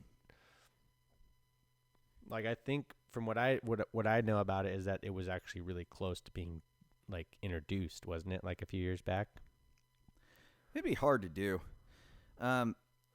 Didn't Google like make one that was like speaking to itself in its own code, like after a few seconds? Yeah. But those that are was like a project. yeah, those are using what's called recurrent or artificial neural networks, and they are a lot like a regular like a neural synaptic connection, and they have neural synaptic hardware too that's shaped like a regular synapse or like a neuron. Yeah. But how this thing called deep learning, and deep learning only happens with convolutional neural networks. So you have the input, which is the image. So whether you're trying to identify whether something is an image of a chihuahua or a chocolate chip cookie, you have to it's going to go through certain level of layers, and these layers all have these things of weights and biases that are able to and it's able to find shapes within pictures that humans can't see. In fact, you can detect cancer. I once created this one that can detect skin cancer based off of images. No way. Yeah, yeah. It's not that hard. Yeah. And here, well, the thing is this: it's like after you've looked at 1,000 pictures of skin cancer, you kind of know what skin cancer looks Yeah. like. Like, Yeah. So do you need? I mean, and that's where it's gonna boil down to a lot of medical care. It's not gonna take the human out of the equation, but a lot of the bullshit. Like, people will go to a machine first, and the machine's gonna deal with all them before you even see a human. If the machine is like the doctor who's there to like, there's going to be like a person that moves the patient onto a scanner and a sensor, and then you're going to know everything about that patient, but you'll still need someone to like move them, maybe. Yeah, well, there's gonna need to be a human interaction at some point. Yeah. And because you're dealing with a human, right? I mean, but like if the AI was like so profound that it might even be able to like, yeah, well, it can't deal with the human directly. I think that bandwidth would be like crazy, meaning like it can't manipulate the human physically. Like a human has to manipulate a human, Yeah, yeah. Ultimately, like maybe not with like drugs. I'm sure you might be able to get to a point to where there's like an automatic, like literally, like it could put an IV in, it could even hook up a freaking thing and give the drugs that it needs even. You know what I'm saying? Well, you know what? Everything you just said, there is actually technology that does that. Yeah. And so that's what I'm saying. So it's like if it already exists, think about that. Like I'm like, yeah, okay. So then you just need a person to put the person on the table. Mm-hmm. Yeah, to ensure that they're on the table, probably turn on the gas. Yeah. To the gas mask. It depends on how automated and how even bougie that you want to could get. be, yeah. Yeah, I mean, and that's where you run into the actual issue is implementation of design and like that, right? It's like implementation of design would be the part that would be the limiting factor because it would be so expensive that, there'd be only like 6 in the world until that was like 50 years later, like. Yeah, and what's nuts is there's this thing in the world of statistics. It's called the Bayesian trap. So what the Bayesian trap is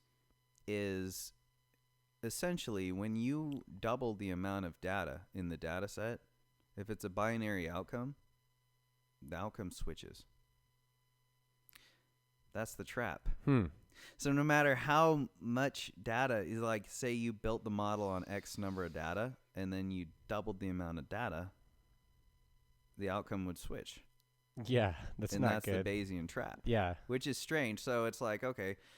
So yeah, a lot of those things that require a lot of data are going to require either the data set that is, well, it's going to happen in the future. It's just a matter of time. I don't think it's going to happen anytime really soon, but soon enough. Yeah.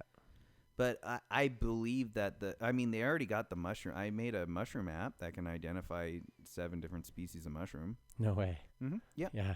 And so you can easily pick that out. So that's a lot of fun. But I asked my brother, I was like, what if you could make an app? Like, what would it be? Like, to predict things. And he said it was the the heart monitor. Mm-hmm. Like, if it sees a certain pattern, it would know that this is something.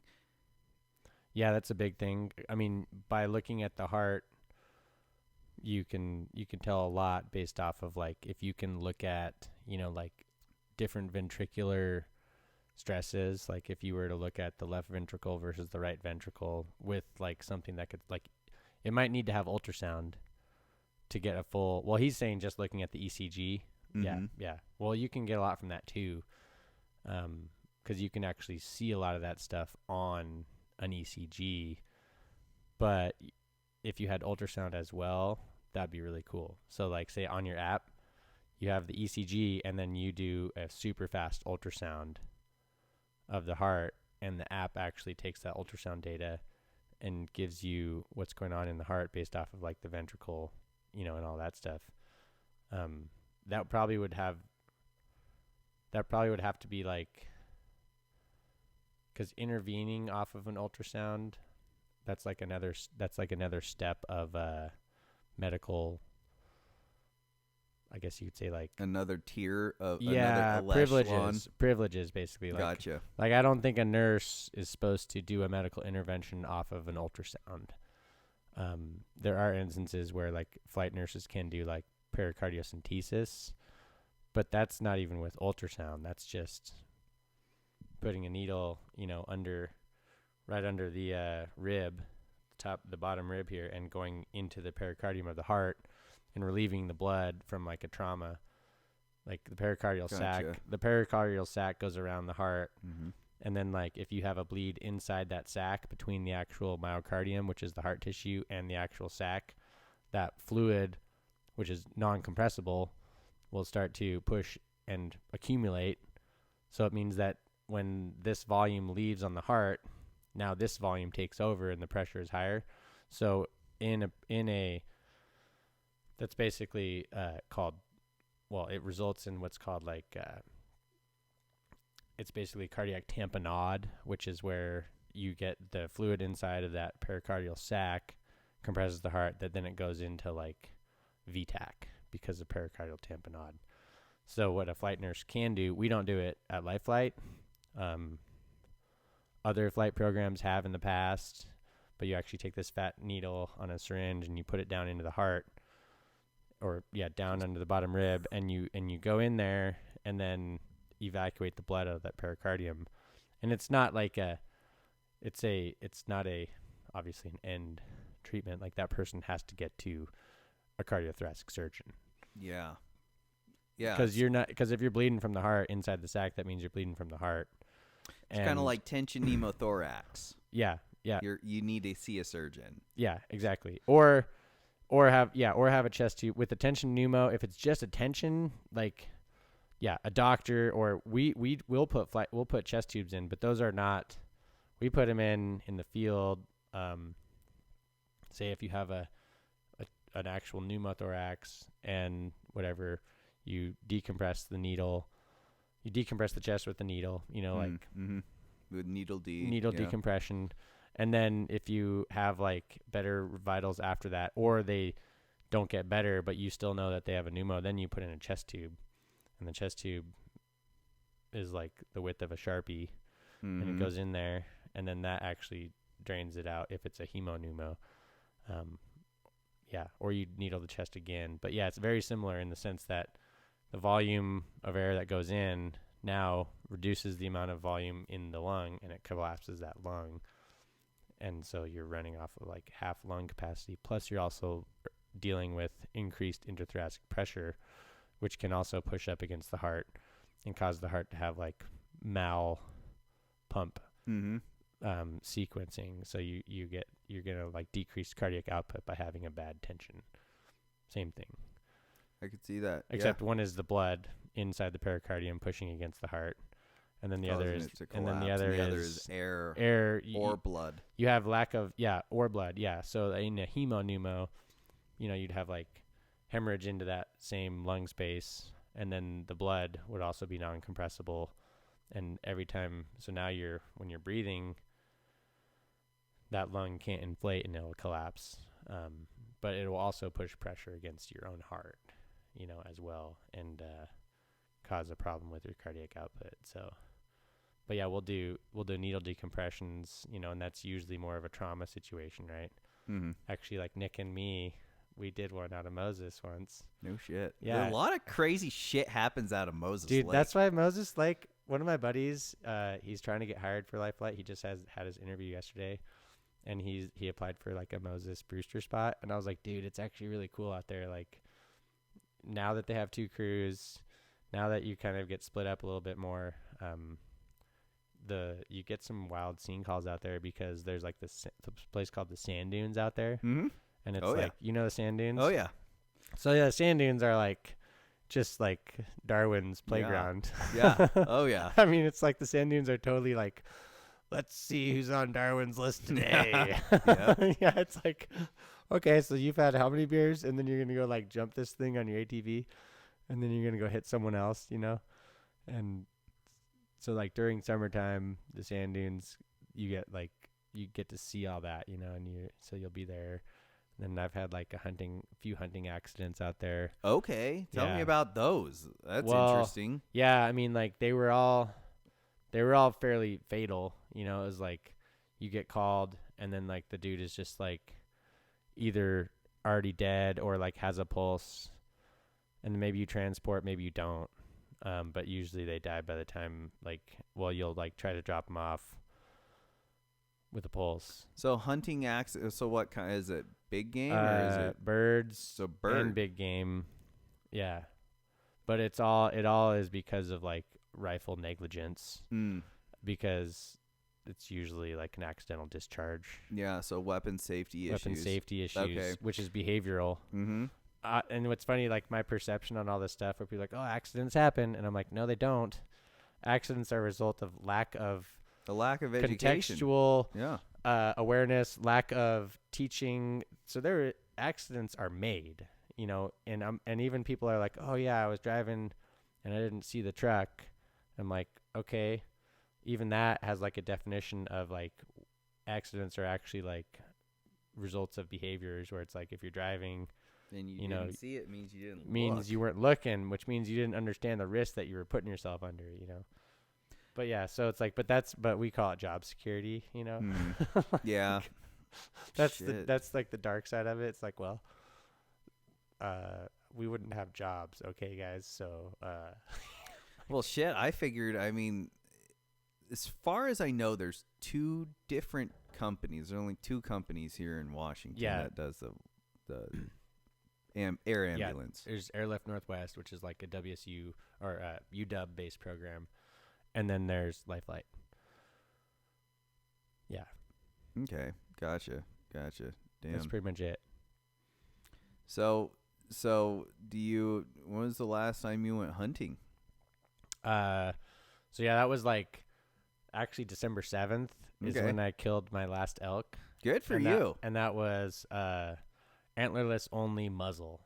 Okay, so you're a muzzleloader. Well, hunter. I'm not. I borrowed my buddy's muzzle. Gotcha. But I shot it a few times before, like made sure I knew how to run it. Mm-hmm. And then me and one of my other buddies, who kind of he's always hunted, but he kind of got a little bit more savage about it last year because he was like, "Hey, I want to hunt more. Like this is what I want to do. I just want to hunt." Yeah. And so now he's just like lifting and hunting and like starting a family, you know, like, and he's a house inspector. So he has this business where he does house inspections, and he has like an office, and people like, you know, he has to do the inspections, but he has another guy that works for him that also can do them. So he basically was able to take like most hunting season off with me, and he hunted a lot with me. And then he also hunted in like Hawaii. He hunted in Texas. He drew a freaking bison tag. Nice. Or bison. Yeah, bison, which is like a very rare tag to draw. Yeah. And he put it in for it and got it his first time. He's paying big money for out-of-state tags. Oh yeah. Well, that was it. But we talked about it. He also had the elk bow season tag, which I had, which is like panhandle A tag. Well, no, I had a B tag. So the way that they work is like A tag is like preference on archery. So it gives you like all of archery season, and then you have like a few days in rifle. And then a B tag is like you have a few days in archery and you have all of rifle. And then you also get this like end muzzleless or muzzle only, like antlerless only tag. But that's only available in certain units. Mm-hmm. So it's like Panhandle, and then like a few units up there have in the Panhandle region have that antlerless only unit. So you're kind of like, I only have this much real estate to hunt. So, and it's more of like a depredation hunt than it is, because most of the areas it was within a mile of private, antlerless only muzzle. So it's like within a mile of private means like that they're trying to basically, people that have farms, the cows are coming into, you can only do it within a mile of private because it assumes that these elk are feeding on private, right? And it's a lot of the farmers and the areas where those are open, there's like big farm fields under them, you know. That's not what they say it was about, but I'm like, yeah, it's kind of feels like what it's about, you know. But I went out there, me and my buddy went out there, and we both got cows. Like the first day that we hunted together, he hunted one day by himself, and then I came up, and then we got 2 cows. Muzzle. That's good. It was super cool. Yeah. Hey, at least hey, I love elk. And it was December 7th, you know, so I was like, D-Day. D-Day, absolutely. That's a good way to. Elk are down on D-Day. Yeah. God. But I'd never killed anything with a muzzle before, and so I borrowed that from a different buddy who he kind of hunts everything too, but he wasn't hunting muzzle this season. So that was super cool. And then the other one I got was Washington archery season, and that was up northeast Washington, and I got that one at like 25 yards. It was feeding like first light. I had good wind, stalked into it. It was feeding down, shot it like 25 yards. Nice. It was like dead. And you got the stock and everything. Yeah. That's the best part, is the stock. Yeah. Which was crazy because I thought I was going to be seen for sure, but it was like first light and there was still a bunch of mist, so it was pretty good. So it made it quieter too. But yeah, so I hunted elk. That's all I hunted last year was elk. I didn't go for deer because, like a lot of energy goes out into elk hunting. Yeah, a lot of energy. So that's kind of what I do. I'm like, I don't hunt other stuff because like if I hunt other stuff, I'm going to be less committed on elk. And it's going to be also harder for me to manage with my family and my life because it's like if I just go all in on elk, then I don't have to worry about like bear, even though I think it'd be kind of cool to hunt bear, you know.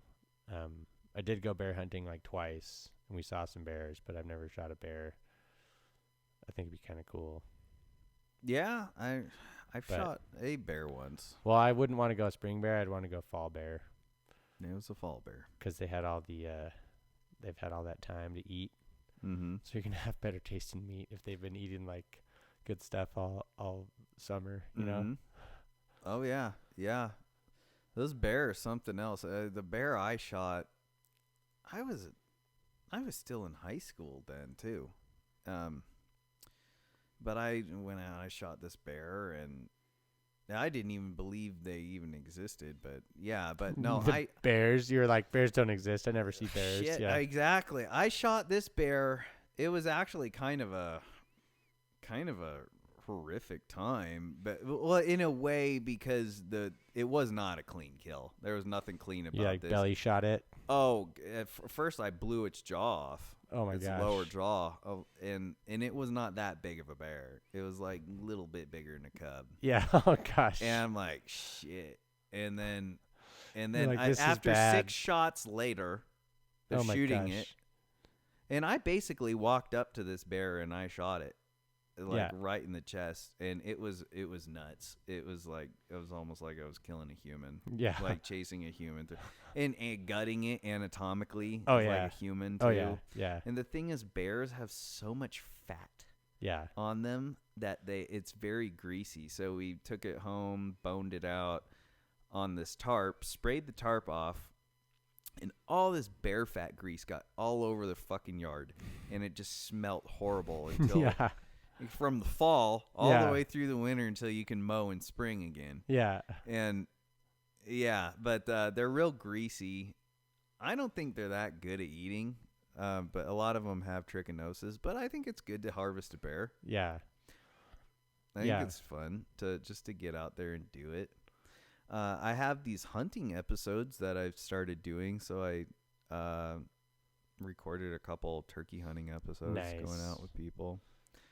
And that's a whole nother thing too that's really gotten me excited, is just stalking the person who is stalking the game. Yeah. Seeing if I can get the money shot when they, Oh, yeah. And I lucked out my first episode because my cousin TJ was right there, and I managed to get the money shot where he shot this turkey in the head.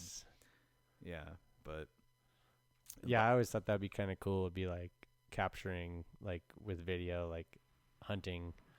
And there's some people that have done it like pretty good. Like it was like Montana Wild. Did you ever see those guys? They're out of like Missoula and Bozeman, and they've done like a ton of fly fishing videos, but they also like do hunting videos too. And they're just like, two of them are brothers, and there's another dude, and they're just like, they just got some really cool like cinematography with their hunting. It's been cool. But yeah, that's kind of my passion project right now, is doing my hunting shows as well as the other channels and shows that I do. But the hunting shows and yeah, it's really cool, and you get way more engagement online with the hunting shows than I do with other things. People love nature, and it really is the editing, like how well you can edit something that makes a hunting show. Because I don't know if you've heard of Steve Ranella, like, he talks about that. Other than that, like, if you don't have a good editing team, it's just too boring. It's just a boring show of two guys in the woods. I know. Yeah, that's what it is. Because otherwise, it's just like all this footage, and it's like, we don't really need all this in there, guys. Or if you made it better, like more, appealing, you could still have footage in there, but you have to shoot it a certain way, Yeah. So did you see James Weed he came out with a little documentary? I didn't see that. Oh yeah, he posted on Facebook on his... Dude, no way. Yeah, on his page. It's I don't have Facebook, so I should probably... Yeah. I'll like email him or something. I have Instagram. I'll message him on Instagram. Yeah, well, he put it out there on Facebook. I don't know if he put it on Instagram, but yeah, it's pretty good. It's a good production. Nice. It's just him telling a story, good backstory, great production. That's sweet. Yeah. Yeah, I trained last night. Oh, you did? Good. Yeah, it was good. I've tried to train like 3 days a week, Mm-hmm. But yeah, I've been training, and then I've been doing like some privates with another guy out of AKA after work, because I get off work at like 8 a.m. and then AKA Trevor Prangley AKA gym is like 5 minutes from base. Mm-hmm. So I'll like finish my shift and then like roll over there and do like an hour and a half to 2 hours like private with this guy named Cody, and then I'll like go home and then train at night, So it's been pretty cool. I've been doing that since been doing the privates with him like after work since January. So it's kind of cool. I get to have like skills and drilling, so I don't get beat. Like it's not like we're rolling, we're just skills stuff and like going over stuff. And then I can drive home, hang out with the family, and then go to jiu-jitsu later. That's some dedication, man. Dude, it is. Well, it's like it's like I really like it, and just like when I was climbing, there's a very like you understand, you get excited about learning it and applying yourself, and you get excited about like getting better and progressing, just like with anything, right? Like it's pretty human nature to want to excel at something, but I like really like the whole process. I like going like all in on something and just being like, the most I can get out of this is like as much as I can give to it, and yeah, so it's like there's people that go way more than me, but because I have to like make other balance, happen, it's like, so I'll like try to, it's like more opportunistic. I'm like, okay, cool, I got 10 a.m. and then like, that's where I train after work, so I can get that skill, and then I can like also get another training session at night with James teaching, or a different higher belt teaching, but yeah, I love training jiu-jitsu. It's like the best, it's like, because when I was a climber, it was like very similar. Like when you do a sport, you want to be like, you want to progress. There's this very like internal subconscious desire that you want to get better. And some people don't have as much of a strong desire to like really be the best they can be. But like most of the guys that I ever climbed with, including girls, like it's pretty human nature to try to be the best that you can be, right? I mean, you just want to get better, you know? Mm-hmm. So like that's all the same. And then like I understood like how much it takes to actually get better at something, because like I climbed pretty aggressively and like always was improving my entire climbing career. Like I never hit a point where I was like, you know, other than maybe for like a short period, and then you like go back to the drawing board, figure out your training plan, you know, mix it up, like ask people, figure out, and then like all winter long you're like training a certain way, and then you go out in the spring and try stuff and you're like, sweet, it worked, I'm stronger, and now I do this thing, you know. So that's all like pretty mathematical. You could apply that to any sport, right? It's like, you know, the more you put into this, especially if it's smart training and you know what you're doing, like the more you're going to get out of it, really, you know. Because also it's a learning process, like, and that was one of the reasons why, well, like I climbed from when I was like 16 until like I climbed hard and like on ropes outside everywhere I could, gyms, from when I was like 16 to when I was like, I don't know, like 3 years ago, you know, or 4 years ago. I still climbed. Actually, it's probably like 4 years ago now, because I haven't actually gone outside very much, you know. I'll go to the gym every once in a while and train or like climb, but like my strength now for climbing is like nowhere near what it was when I was like, dude, it was crazy. Like the amount of strength that you have from training. Hang on a finger. Oh yeah. Yeah. You could do like single finger hangs. And some of those climbers, they're so strong. It's crazy how strong they are. You know, like these dudes that are like 140. Yeah, they got and ape strength. And they can do, you know, or the one speed arm climbing. Yeah, the speed climbing is interesting. Speed climbing is interesting. You can like, that's a 10C route. I don't know if you're familiar with I'm climbing familiar grades, with that. I've had buddies tell me all about, even though I don't climb. Yeah. They've told me all about the routes and who gets to determine how hard it is. Oh yeah, and all that shit. It's super subjective, but it's like, it's a way that people can kind of understand how hard a route is. Kind of like a diamond and a double diamond, like and shit, But it's funny because of grades, like a lot of people tend to limit themselves and they think like, oh, this is this grade, it's too hard for me. But it ends up being true most of the time, but a lot of people will like inhibit their growth because they're like, oh, that's too hard. I'm not going to try that yet because I'm not strong enough. Because they know that strong people climb those things, you know, and they don't feel strong. And then there's people that are like, screw it, I'm just trying it. I'm going to try to get up it. They don't even know what grades are, you know, really, because, yeah, so there's a lot of that. But like, so you try to progress and then you're like climbing harder grades and you're like, yeah, I'm climbing harder grades, you know. Everyone wants to feel hard.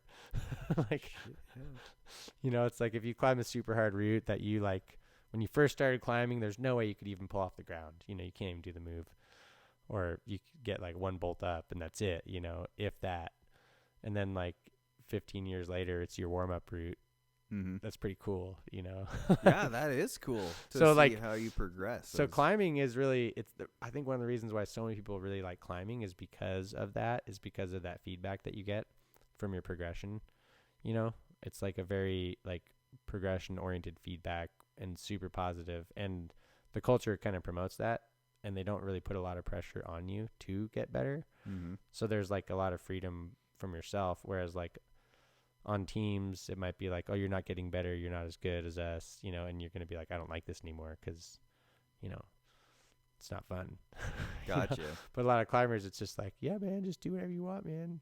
And then there's a few that are like, you know, generally, but the climbers are very good at like sticking, like if there are people that don't get along, it's like they just stick themselves. They don't care. It's like no one cares how hard you climb. You know, like no one cares. It's all about your own thing. So it's like a lot of climbers have reached that where they're like, yeah, this is just because I like it, you know, even though they're still trying to be super hard climbers, you know.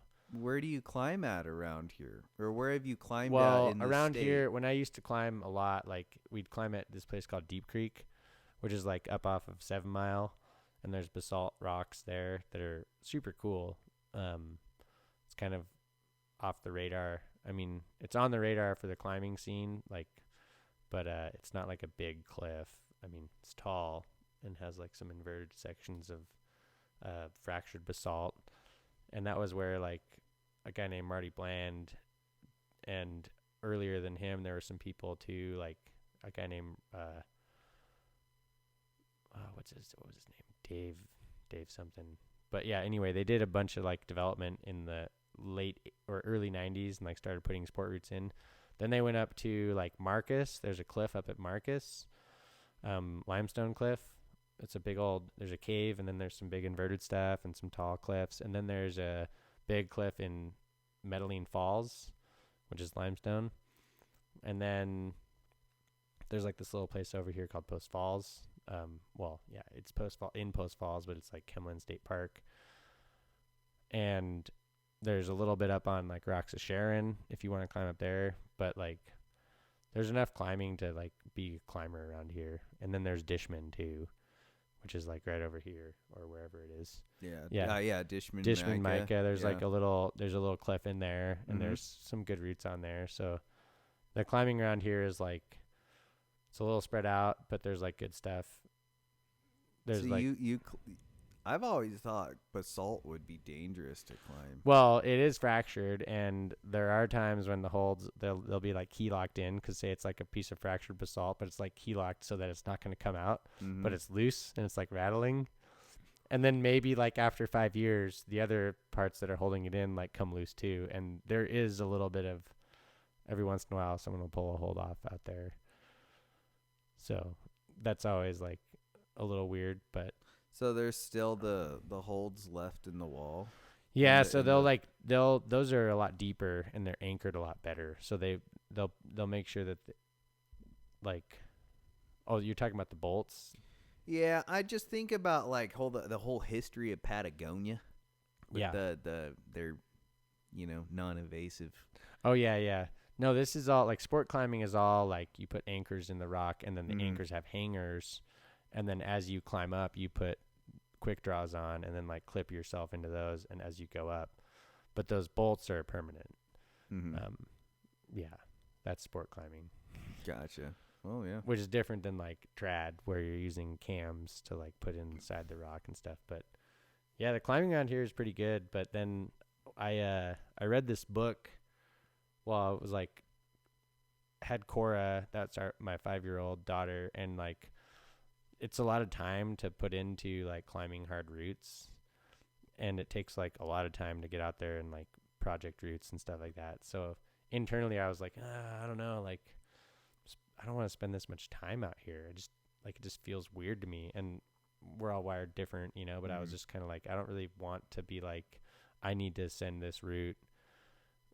What I really want is just like, I want to be healthy, I want to be fit, and like I want to be able to like have some time with the family, but mostly I want to be like healthy and fit, and like something cool would be awesome. Let me, and I was like, I always wanted to like wrestle.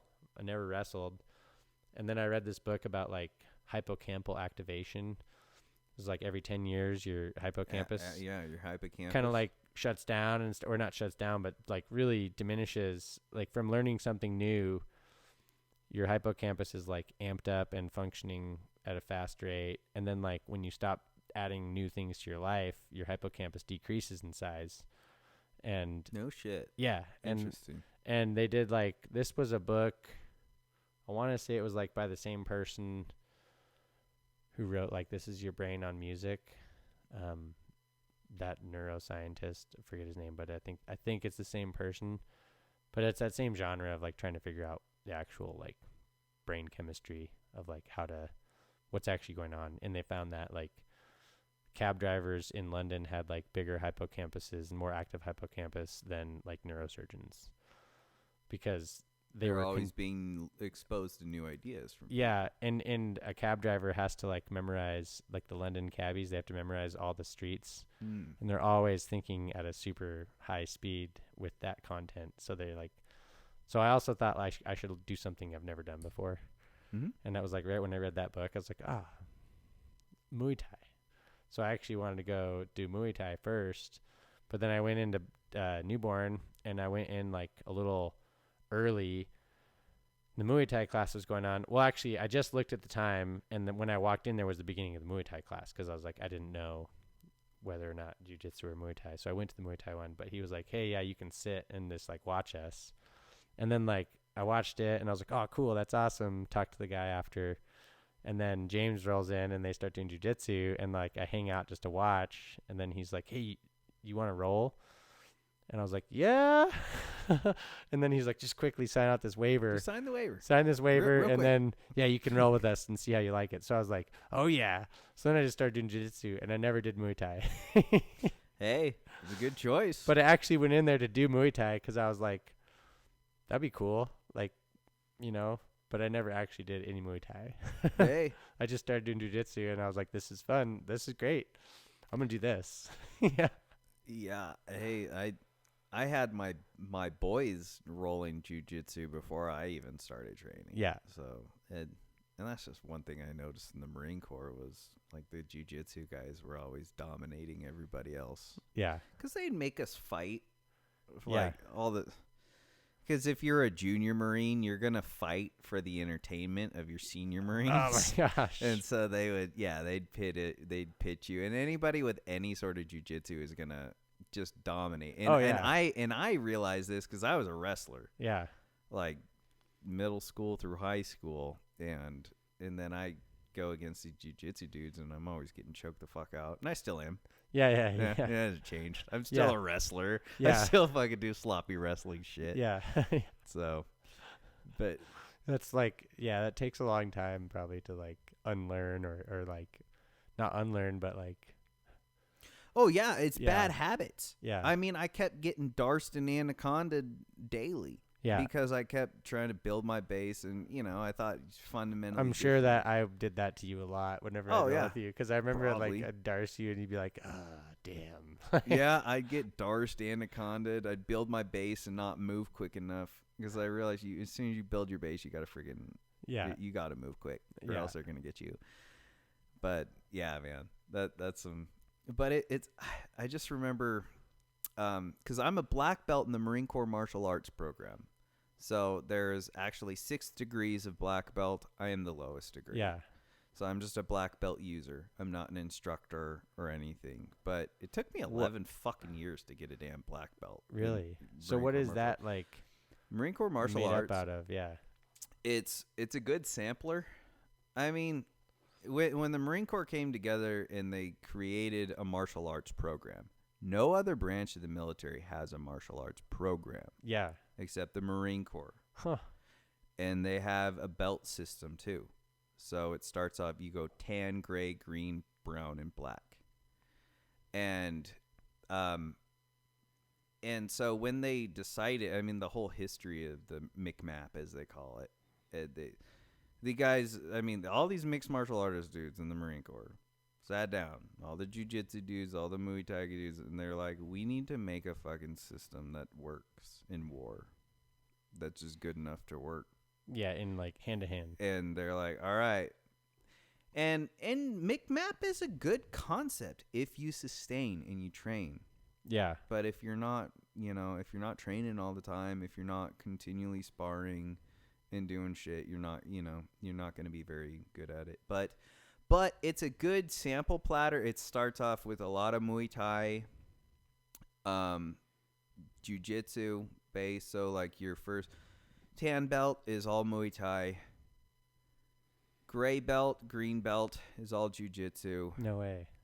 And some weapons and of course they teach you like in between you learn tried and true, passed down from generation to generation, Marine Corps rifle, bayonet, and knife fighting. Yeah. Which is probably the most legitimate shit that you learn, because Yeah. no other branch of the military trains bayonet and rifle fighting. So Yeah. yeah, man, and it's cool because it's been preserved through the generations. Like, this is the same shit that Grandpa used on the island against the Japanese Yeah. in their jiu-jitsu, because they train jiu-jitsu. Yeah. And They train Japanese jiu-jitsu, not Brazilian jiu-jitsu. But it made me, because I was just listening to this book on audio tape that I try to listen to once a year. It's called it's called With the Old Breed with Eugene Sledge. And with the old, think of this. During World War II, at the end of the war, over thousands of Nazis surrendered in Nazi units. Not a single Japanese unit surrendered in Japan. Oh my gosh. Not a single Japanese unit. They fought to the death. Yeah. That was like on Okinawa, and like when they would go like that gnarly season of fighting where that was like, yeah, it's basically over, but we still have people that we have to like root out, you know, we still have to like, and those guys wouldn't surrender. Yeah, those were dangerous. They wouldn't surrender. Yeah, they talked about that in the book too, because Eugene served in Okinawa. He was in the Battle of Okinawa and the Battle of Peleliu, and he talked they would like not surrender. They would just like starve to death. They'll starve to death. They'll kill themselves. They'll do whatever. That was their culture, like a true warrior freaking culture. Yeah, and then there was like those instances. I think it was in the Philippines. There was like one dude that was out there. Did you ever hear about that? Or read about that? Yeah, the guy is out there. I think it happened. I think it was multiple. There were multiple instances of it, because I remember reading about two, and I thought they were the same, but then I realized they were different. And it was like this dude was like, I don't know. I think he was like in his late 60s by the time, and it was like they had to get his commanding officer to come relieve him of his duty. Yeah, I remember that. I was remember like, that. What a savage. Mm-hmm. That man right there is like an utter savage. He's like, no, war is not over. Like, my commanding officer didn't relieve me, and no one captured me, and I'm not giving up. Well, yeah. To them, suicide is an honorable option. Yeah. To getting captured or dying. And so what was nuts about the Japanese is, so imagine sitting in a dirt hole, in your fighting hole at night, no MVGs at that time, and you would just hear, because these Japanese every fucking night would come in for their bonsai attacks, and they would run into a hole and start fighting. You'd hear these two people grappling to death in the fucking fighting hole next to you. And you couldn't get up and go help him out, or else you get shot. You could never leave your hole. Oh my ever. gosh. Anything outside of the hole is going to get shot. And so you would just sit there and you'd listen to these two grappling to death. Yeah. And you couldn't do shit. Oh my gosh. And then you just, and then the wait fighting for stops. some Jap to freaking run into your hole one You night. either wait for like your buddy to call out, or like silence, yeah, call out or silence, or he killed him. And, well, that's what I mean by silence, is like they're both dead, or like he's dead. Like, it's some brutal shit. Dude. And just in that book, Helmet for My Pillow, with the Old Breed, they're talking about like the Marine Corps K-bar. The Marine Corps K-bar is the best weapon you'll ever have in the fighting hole at night. Oh my gosh! Because when the Japs jumped in, you couldn't use your rifle. You grab that K-bar and you just start knife them. fighting. Yeah. Yeah, man, that was freaking crazy shit. That was a brutal, savage war. That's with the Old Breed. Yeah, with the Old Breed by Nice. Eugene Sledge. There was a whole Pacific HBO series on it, but the book's way better. Nice. Yeah, the book's pretty damn savage. Shit. Did you ever read About Face? I've heard of About Colonel Face. David Hackworth. I've heard of About Face. So I originally heard about it because I was listening to like Jocko, and he talked about it, and he actually was doing this thing where he was like reading out of it, and then they'd talk about it. But yeah, About Face, I think it's like Colonel David Hackworth, and it's a really cool book, like very similar story. And he was basically like, he fought in like every war and every front, and he was like, his whole life was fighting, and he has stories of like Korea, and when our military was freezing to death, retreating, and people would like throw away their sleeping bag and then freeze to death, because they were just so messed up, But yeah, that's a really good book too. You should check that one out. I will. It's I'll have to listen About to Face. it on an audio book. Yeah, it's a good one. And yeah, I think the guy is dead now. I think he passed away. But he like remained kind of an enigma like throughout his life. He didn't really like talk. I mean, he did speaking engagements and stuff, but he was always like pretty stoic kind of guy. Mm-hmm. But yeah, the stories that they have, and then when he was also in Vietnam and stuff like that, and the stories of like going in the tunnels and getting shot down in helicopters. Yeah. It's like, dude, this is crazy. Yeah, tunnel warfare on that. Their whole problem was identifying like VC from civilians. Yeah, And that he said like was super gnarly because it was basically like, I don't know, like Vietnam was a savage war, man. Yeah. I think about like all those things that came out of the Vietnam War, and I think, wow, everything from the My Lai village where they massacred the whole village to ear necklaces. I know. It just shows everything about how fucked up the whole situation was, that you now have these people in these situations in Vietnam. And most of them were 18-year-old men. Yeah. In terms of our soldiers, like most of them were 18-year-olds. Mm-hmm. Yeah. That's like a crazy part too. That has a lot to do with like what happened. And like you talk about an 18-year-old and like authority bias and like all that stuff. And like in those instances, like that's pretty hardcore to take an 18-year-old and like throw them into that, you know, and not have them do it right back. Oh, it's nuts. It's nuts. You know what? We've studied this pretty hard back when I was a combat instructor at the School of Infantry. First off, there's no eviler group of people than a bunch of scared 19-year-olds. Yeah. They will get evil quick. And if you're not there to rein them in, and that's something I learned as a combat instructor dealing with these privates wholesale is, shit'll turn Lord of the Flies real quick if you don't rein them in. That's why if the commanding officer is not good, then it's really bad. Yeah, and what's nuts is in Vietnam, they were fucking fragging officers. They were straight murdering officers if they didn't like them. Yeah. And it's crazy too, because I've seen because I've read about these situations in which they've murdered the officers too. It's like it's usually an officer that wanted them to do things that they didn't want to do, such as take unsafe routes and shit. I mean, I get that. You're like, we're gonna die if we go that way, so no. Like, yeah, I mean, I get it. And there's been some eerie things. I'd watch like Ken Burns' Vietnam documentaries, and I think about my time in Afghanistan. It's like, holy shit. This is the exact same shit, man. Like, everything they were doing. Well, Vietnam was way worse. Hands down. I wouldn't want to be in a war back then. No. I mean, that was, like, way more gnarly. In terms of volume, you know, the volume at which it was gnarly was a lot higher. Like, Afghanistan had gnarly, but it wasn't like, no, it's all gnarly. Yeah. like.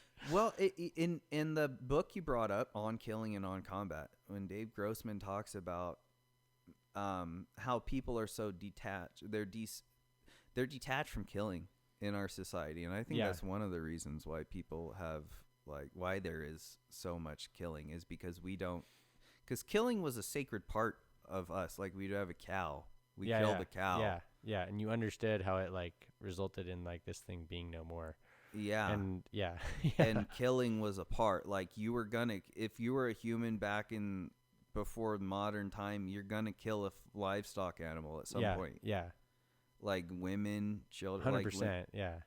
And now we're so separated from it. And I remember that in the book where he brings up the first scene of the boys throwing rocks at the pigs. And the dad's like, don't throw rocks to the pigs. What the hell are you doing? We're going to eat them, aren't we? Like, no, you need to respect that. And then I realized, we are so separated from killing. And I think about that too from like the mass shooting concept. I think these mass shooters rationalize that they're not going to get away with being a serial killer. Because those who would be serial killers are now going to be mass shooters. And they're just going to do something gnarly. It's like they just, which is nuts too. And Dave Grossman, he brings up a good point in his book. I mean, essentially, and you brought it up too, like proximity.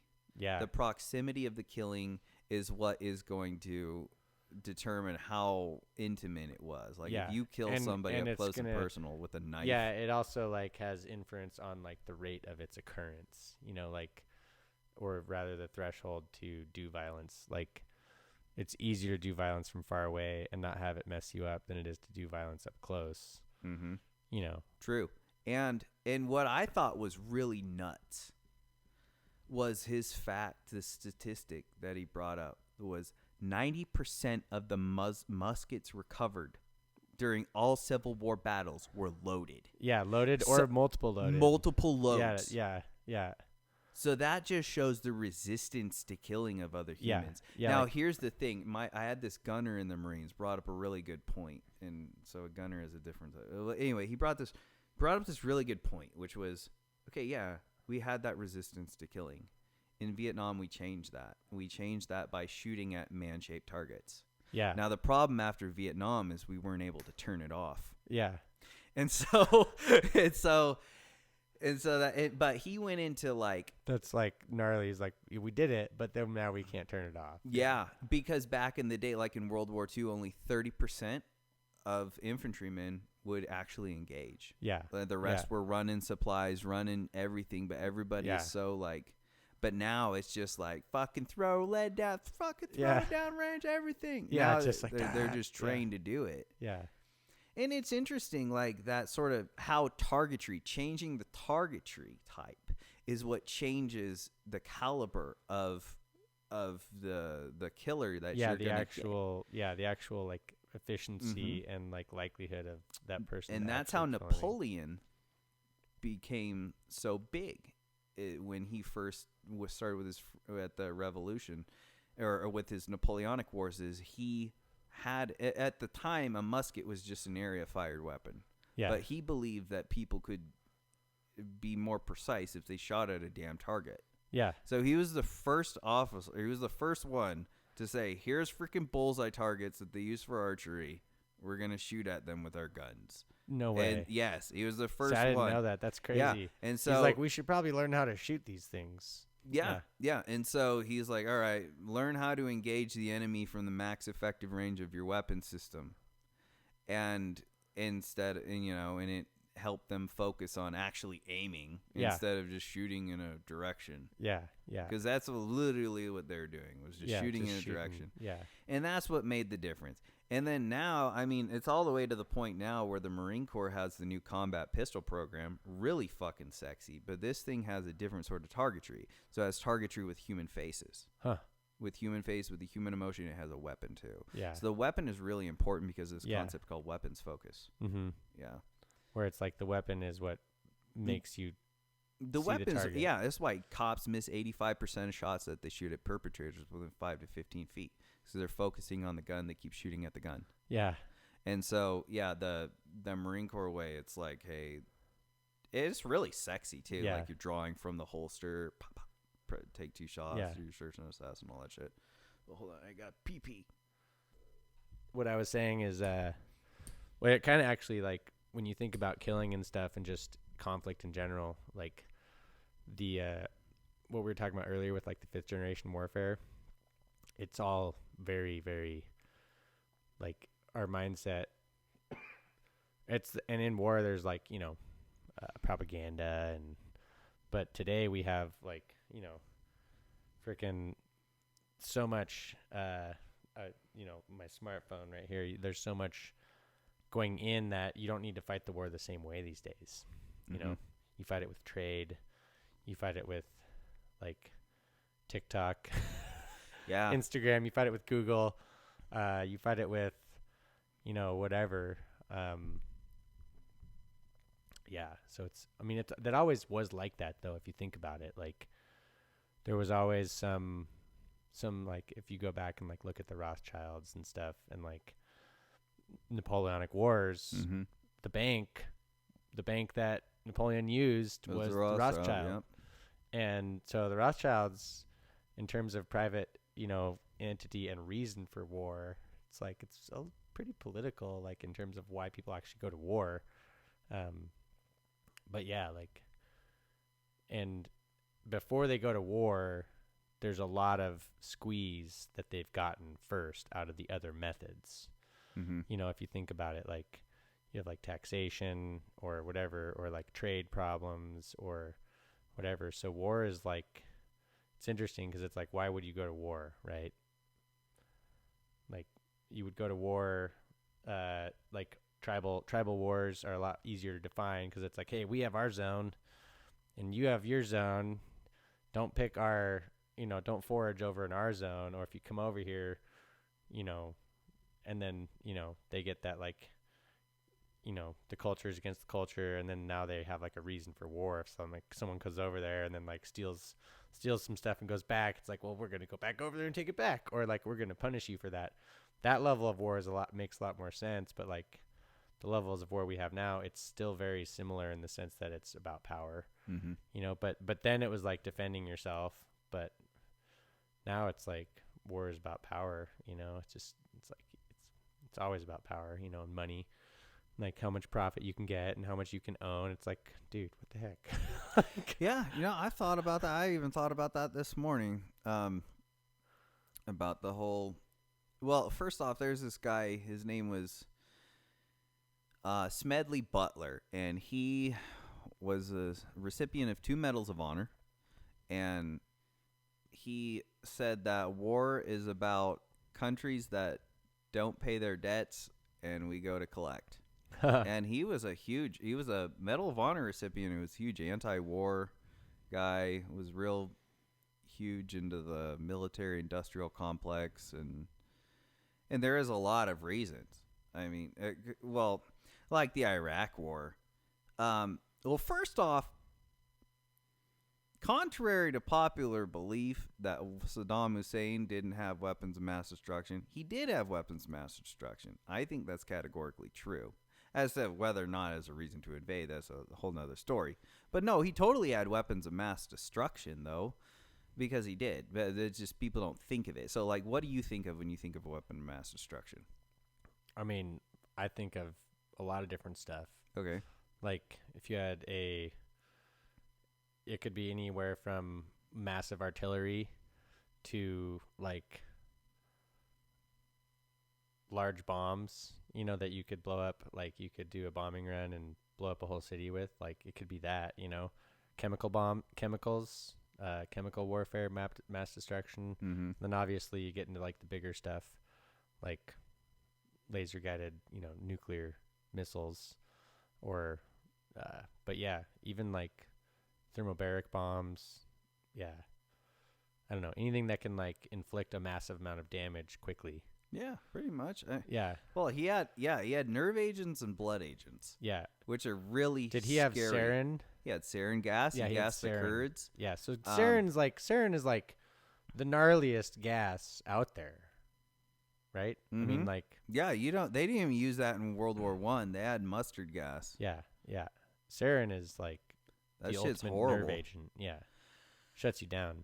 Yeah, just in watching like the blood agents, because they're because they had this Like histotoxic agents, right? Where it like causes a problem in like either metabolism or either like the manufacturing of blood, or it causes like bleeding. That's what you're talking. Is that the blood agents? Well, or bloodborne pathogens.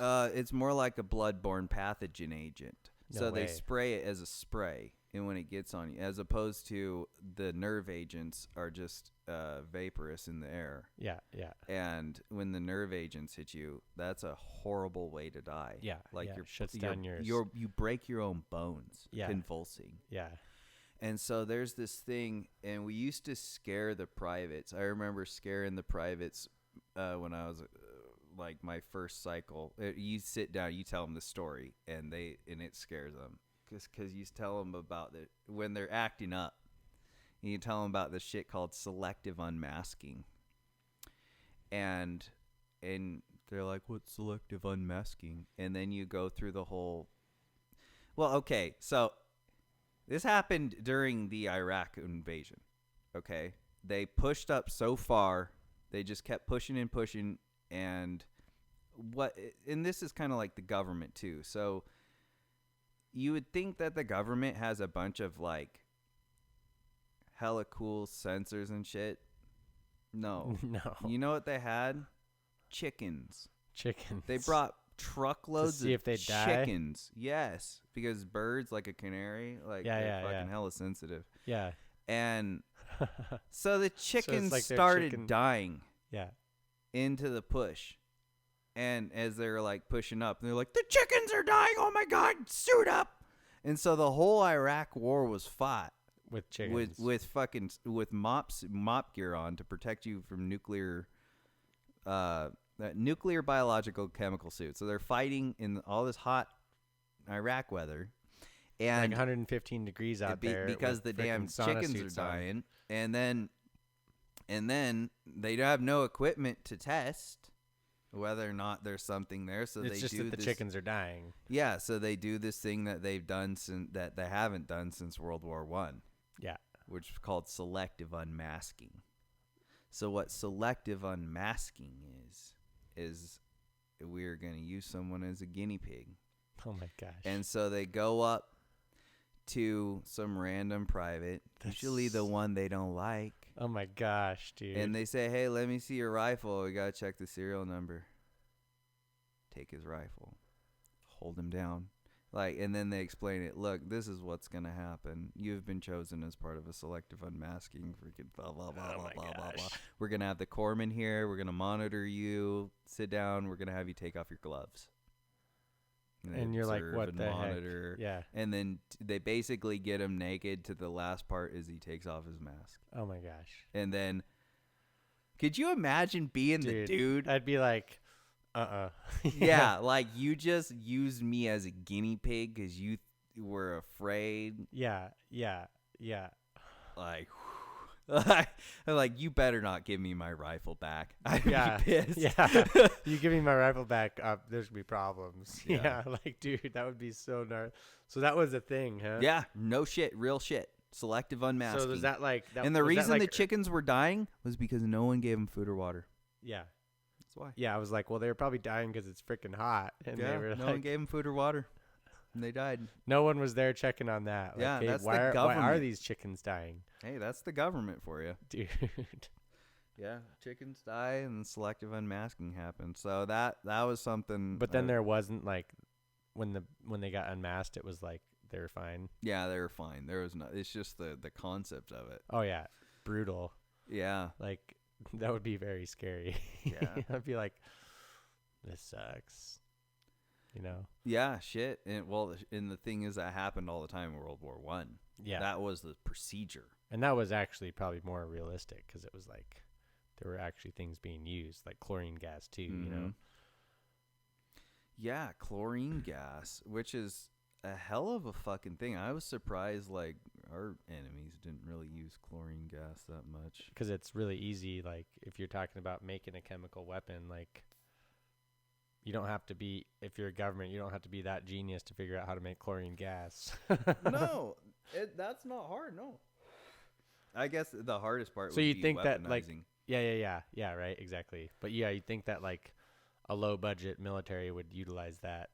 But maybe they were, like, yeah, I don't think they'd have any, I don't think they'd have much ethical reason not to. Like, if you're thinking about the style of, I don't know, atrocities, you know, they're not, every military does atrocities, but then there's like public procedure that is not atrocities, and then there's like public procedure that is atrocities, where it's like, oh yeah, we don't care about our POWs, we're just going to torture them and kill them all no matter what, versus like, no, we're going to take care of our POWs and make sure we treat them like humans, so that when the war is over, they'll still be here. Yeah. It's like those ethics, you know. So you'd think that if they had it, they would have done it, you know, like, meaning the Taliban. Oh yeah. Well, and that's, I think a lot of work goes into making that not happen. You know what I'm saying? Like, in terms of like, whether it's like State Department or whatever, it's like, hey, this weapons dealer got some sarin somehow. So we're going to make sure that this weapons dealer goes away. Yeah. Yeah, no shit. And then the sarin goes away too. And then we're going to find out who made the sarin, and then we're going to take them out.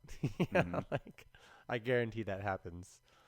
like in terms of what we do as a international police force?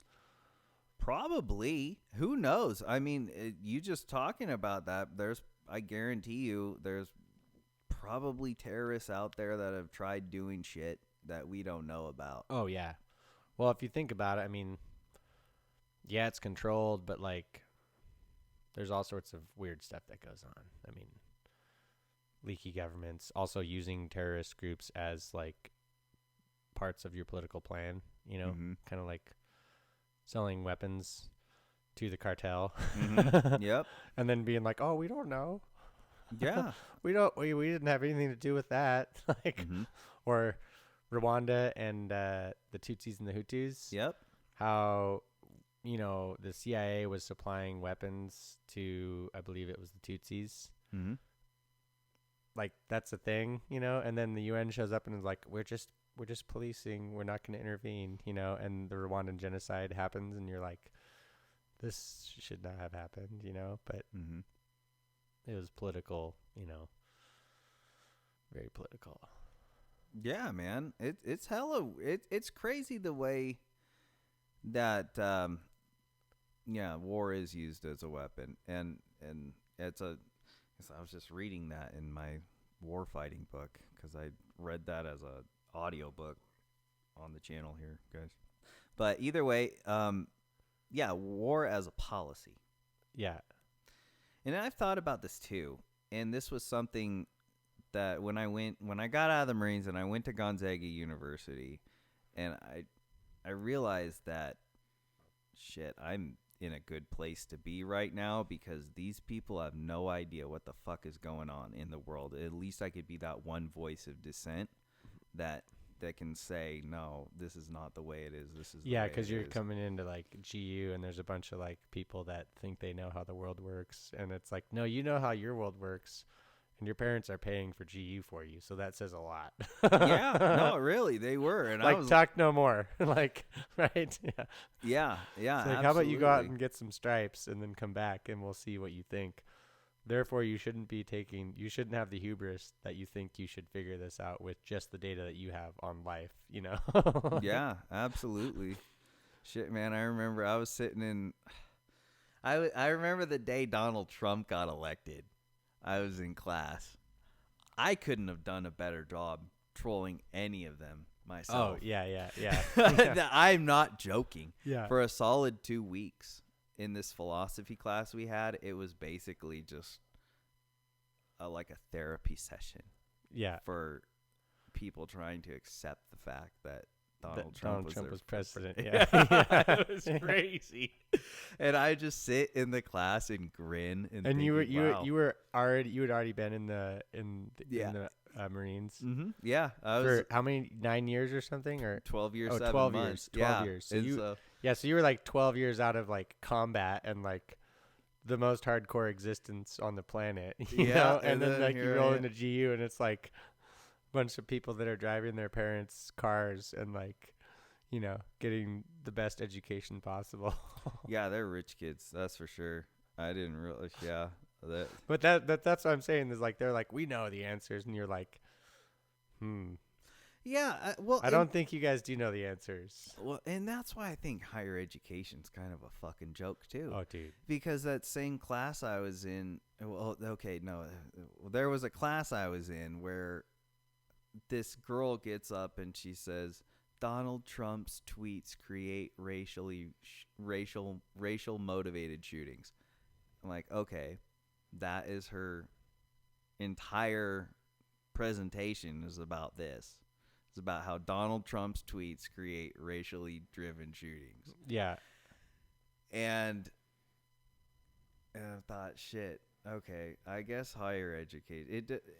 Yeah, you're like, there's so many problems with that right there. Yeah. And it's like, okay, well, I don't know how that, like, whatever. I just stopped giving a shit. I'm just happy I passed and I got done with it. Yeah. And now I'm, trying to live life. Yeah.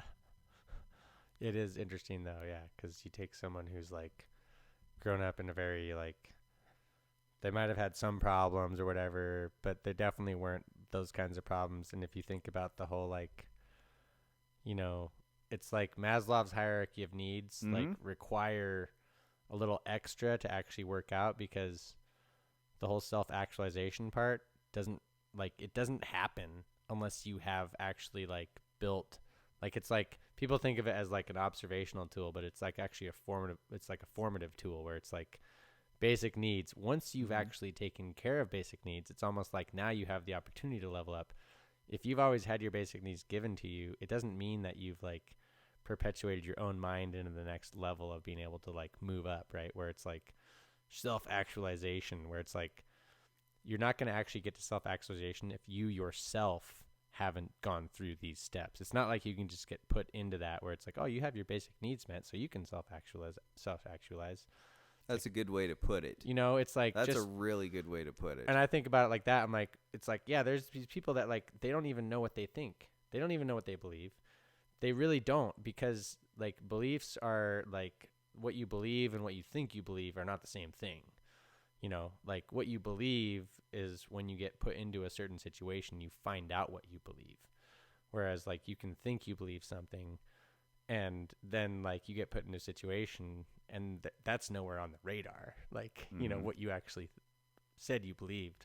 And I feel like a lot of people that don't have life experience, they think they believe stuff, and, you know, they might have like a 70% like actual their beliefs, you know, where but then like all this other stuff that is the typical content of like a common debate.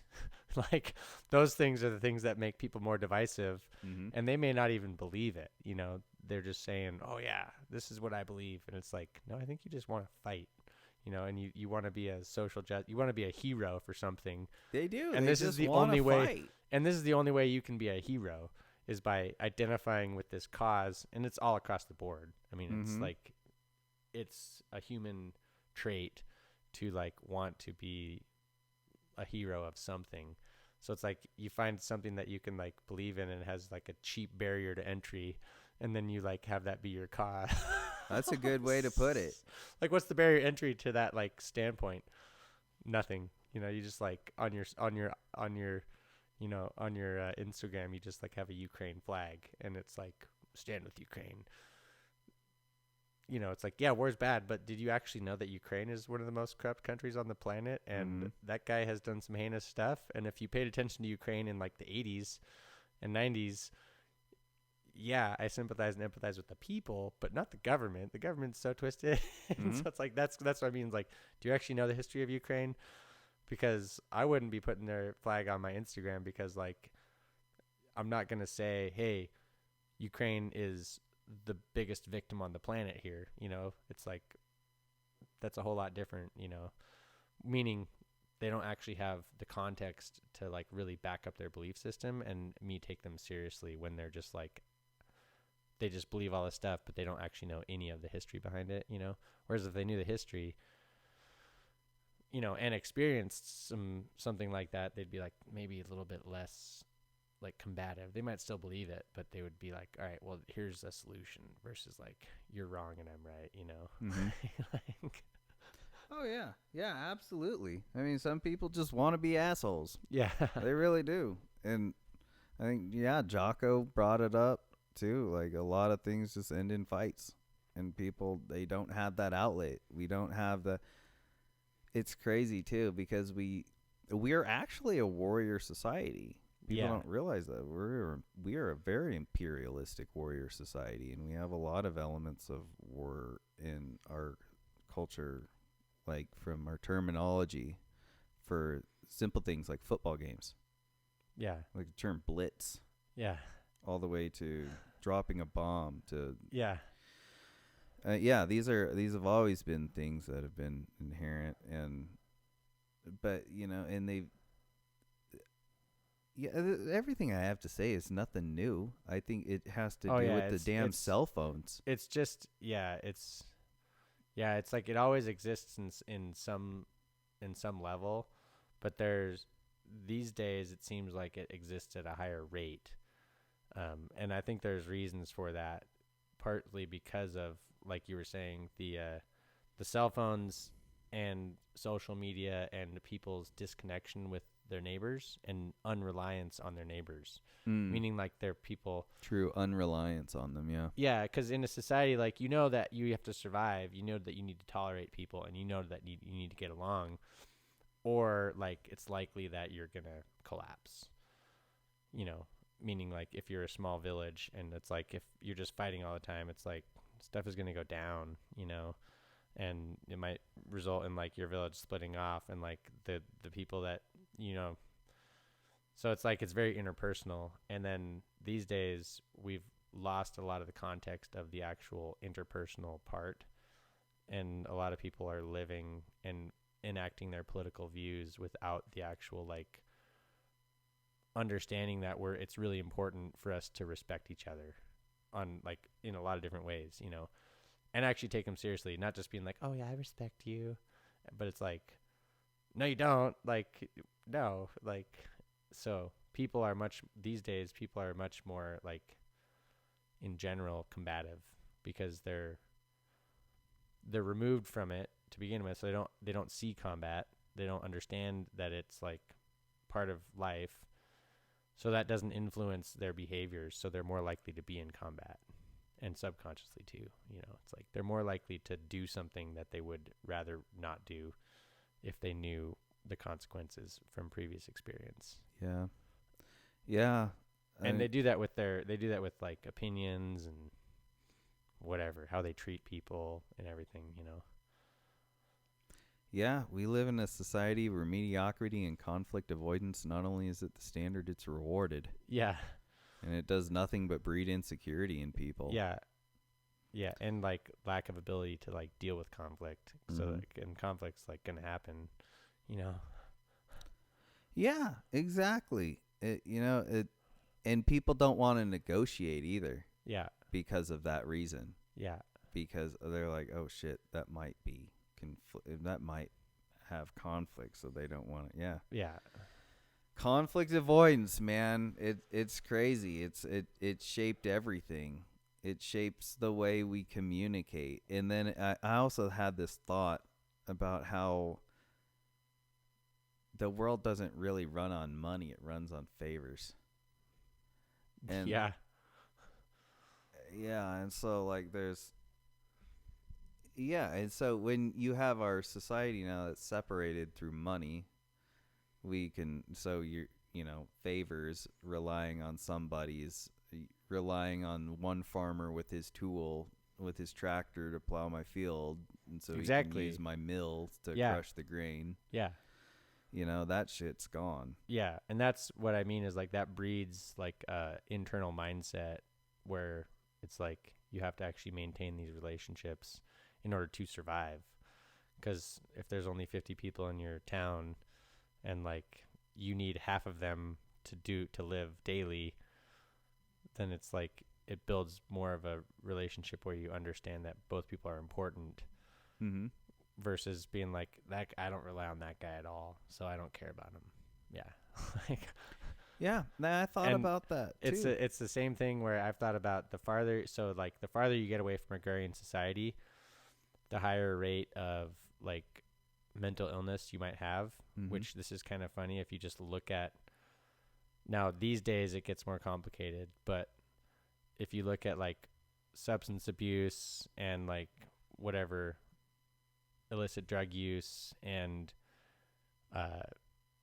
damaging behavior as big conceptual things, it's like in the cities there's way more of that than per capita than happens in zones where the agriculture is stable. You know, and obviously nowadays it's a lot different but if you were to take like the 70s and look at that during the 70s where farming still was like amazing in the 70s, right, where it's like farming was awesome back then, you know, and these days it's a lot harder for farmers to actually like make money unless you're a massive corporation. So today it'd be a little different, but like normal, and that's because of those external factors of like trade and stuff. But like normally it's like the agrarian society was much more stable because they all had to rely on each other and they knew, and they also like had more communication with each other. So they were actually in each other's lives more. So it like was like a resiliency factor to like keeping those relationships good, and it was like self-protective because you have to rely on this person. When you go into a city, you go to a job, you get a paycheck, and all these people around you, you probably have no idea who they are, and you don't feel any reliance on them at all. Yeah, I don't You're even like, know who you're my neighbors are. disconnected from their reliance, right? Like, Yeah. if they died, you'd be like, whatever. Yeah. Their death doesn't affect me at all. Or if you did something bad to them, or all that. So the psychology into like the risk of doing worse things comes with less interaction with your people group, right? And you kind of see that with like, serial killers and stuff, like isolation. Like they just don't mix. Some of them do, but like just in general, like people's trigger happy mindset is partially, I think, because of their separation from each other. And then the farther you get away from actually the understanding that you need the ground to survive, it also messes with you. So like that's what I'm saying. Like cities, there's multiple things that happen on in big cities, but like one of them I also think is like, say you're a farmer and you understand that if you don't get up and plant seeds, you're not going to have any money in the fall, whereas in a daily paycheck, you're like, there's other jobs out there. I can go do this. I can get in an argument at work and like say I quit and I can leave and I can go get a different job. As a farmer who you own your land and you're dependent on that work, that's very grounding in the sense that like you have a purpose and a role in life, and it is doing this. Whereas in cities, you're like searching for purpose and you're searching for stuff to do, but you just get money. And then you just have to like find purpose because a job isn't necessarily a purpose. But farming is like agrarian society is very purposeful because it's survival, and survival is like a very important purpose, right? Yeah. But in the city, you don't think that you're just surviving. You think that you're making a bunch of money, doing all this stuff, but it doesn't have that same like download of like, this is actually super important and it's valuable. And so I think that breeds like room for different mental problems as well in cities, which is super interesting. Obviously it's not everyone, but you're at higher risk to be, like the more people there are in your area and the less reliant you are on each other, the more likely you're going to have conflict. That makes sense. Yeah. Isn't that pretty interesting? It's yeah, no, that's a really deep way to put it. And the way you thought about, the way you look at the ground. Yeah, well, because we are removed from nature. And then you like actually have this spot that you're like, this is our spot. This is like, and it was like my granddad, my dad, my granddad, my great grandfather, the farm. This is life. Our family is life. Our friends are life. Like this is life. And then when you put everyone into cities, it's like now no one has that purpose nearly to the same extent and power that you would if you just like got hired into a big firm, you're doing a bunch of work, whatever, you make money and then you have to figure out what your purpose is, Yeah, it wasn't that long ago that we were subsistence farmers. Yeah. So where it's like, you gotta plant or you're gonna die. Yeah, exactly. Shit. It's really crazy how that's changed. And I wonder, and I see it in other things too, like the obesity rate. Oh yeah. Of the kids too. Yeah. Like these kids are super obese. It's like, yeah, they have.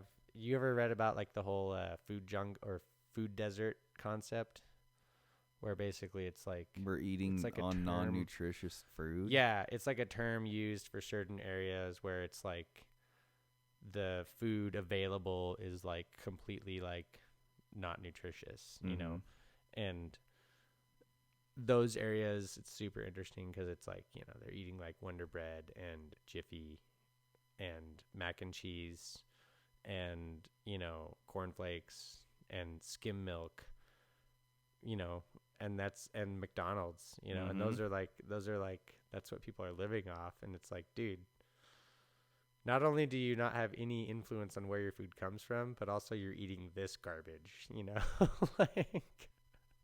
Yeah, no, it's true.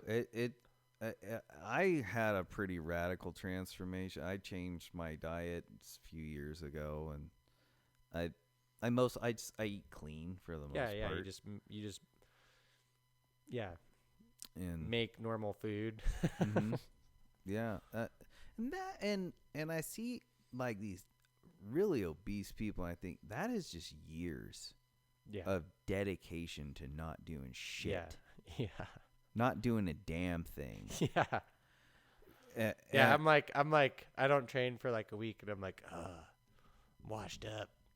Yeah, You know, I like, know how you it's like, feel. I don't train for like, if I don't like train for like 2 weeks, I'll be like, oh man, this is the end for me. I better get back in there before I die. Like, But what's crazy about training is like, it's super interesting because the chemistry behind training and like the, you know, the stimulus, the hormone, like the hormetic response from training is it's like it's necessary for your body to be healthy to have that physical stimulus. So it's like people that train all the time, it's like, oh, it's like I don't work out to be like super ripped. I don't work out to be jacked. It's like you work out so that you can like emulate the style of living that you had back in the day when you had to like go get after it. But so you like want to like give your body these hormetic stimuluses, like you go lift, you go train, you get a bunch of hormones, you know, you sleep good, you know, you try to eat good because you're trying to like, you know, you're trying to balance it out, you know. But if you're not working out, like you're missing out on a huge amount of like neurostimulus and hormetic stimulus, you know, to get your body healthy. It's like, yeah, and then those people are usually eating a bunch of like nasty stuff too, you know. It's like McDonald's, soda, you know, frozen pizzas. It's like you look in carts around you, you know, when you're checking out the grocery store. It's like sometimes I'm impressed. I'm like, oh man, like meat and veggies, cool, nice. Yeah, and then, like, right. But most of the time, it's like, you know, it's like Red Baron pizza, four big 2 liters of pop, you know, like chicken nuggets, like ice cream, and you're like, dude, wow, that's bad. Like, Yeah, I see it. I mean, you can't go to the grocery store without seeing that, and they pull out EBT, yeah, and they're using EBT to pay for it. Yeah, you're for like, pop. yeah. It's like shit. I always wonder about that because it's like the way we run our social like food benefits programs, dude. It should be like healthy food. Like you're getting chicken and beef, beans and rice, like whole milk, and vegetables. Like we're gonna give you stuff that's gonna make you healthy, so that you can't buy garbage with your EBT. Because like if we do have control over what you can buy with this, you know, we might as well say, yeah, you can only get like these really healthy foods. And they won't be as expensive because we're going to discount them for you. Like if you're really trying to do that the right way and holistically treat people, like if they're not getting good diets, like it is impossible to fix like real brain chemistry problems, which are brain chemistry problems are usually what's behind these people's behaviors.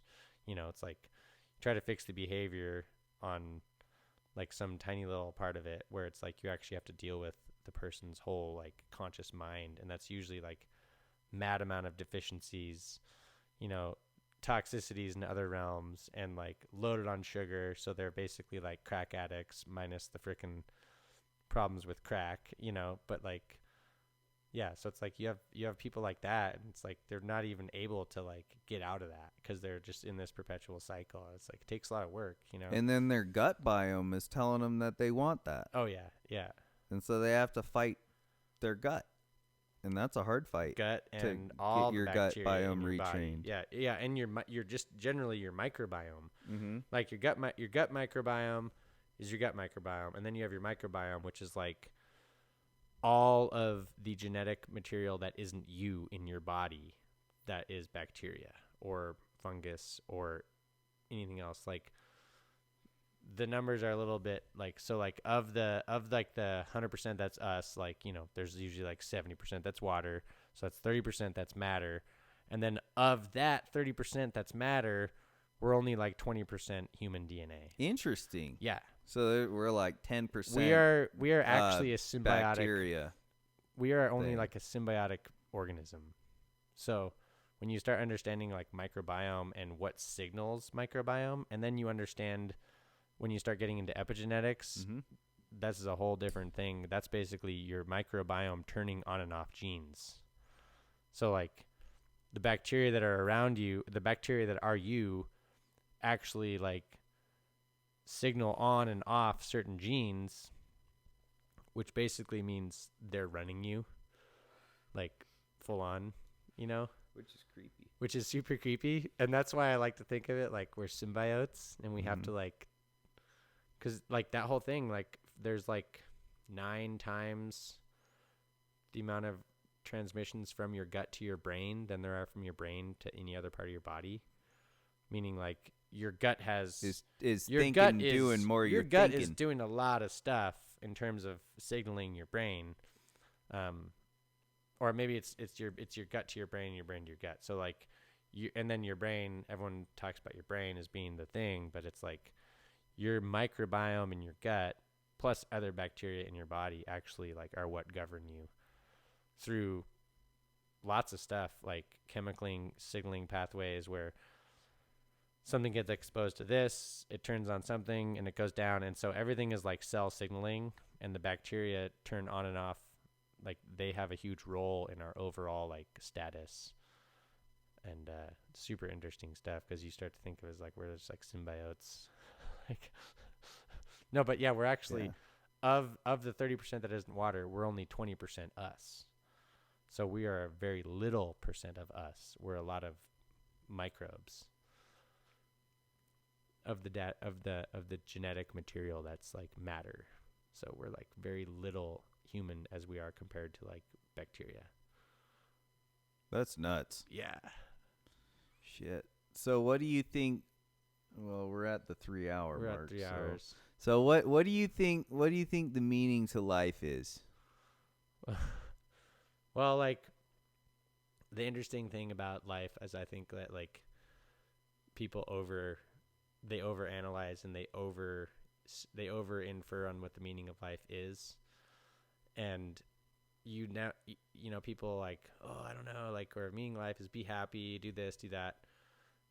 Well, like, it's hard to put it into one word, but like the meaning of life to me is like understanding your position among the people around you and living in harmony with them, which basically covers a lot of stuff. But that's like the way I would put it, in like the sense of, if I'm going to be here, I'm going to like love others no matter what. And yeah, that doesn't mean there aren't consequences. That doesn't mean there aren't boundaries. And I'm going to like do my best to love others, including myself, which is like that in purpose wise. Cause like, yeah, purpose, it's like, cool. You know, if you believe in like God and all this stuff, and if you believe in the Bible, and a lot of people that say they're Christians, they still don't even really know. I mean, they're living a life that they think they like, but they're super unhappy. You know, they're like, or religions in general, like, you know, religions don't necessarily give you purpose, but like, and then you can say you believe in something and it doesn't necessarily mean you believe it, right? Like, so a Christian belief would be like, you know, yeah, I'm going to like, I'm here to like, whatever, glorify God and work out my faith and all this stuff. But that's all very like, that's all very heady, and you see in a lot of people's lives.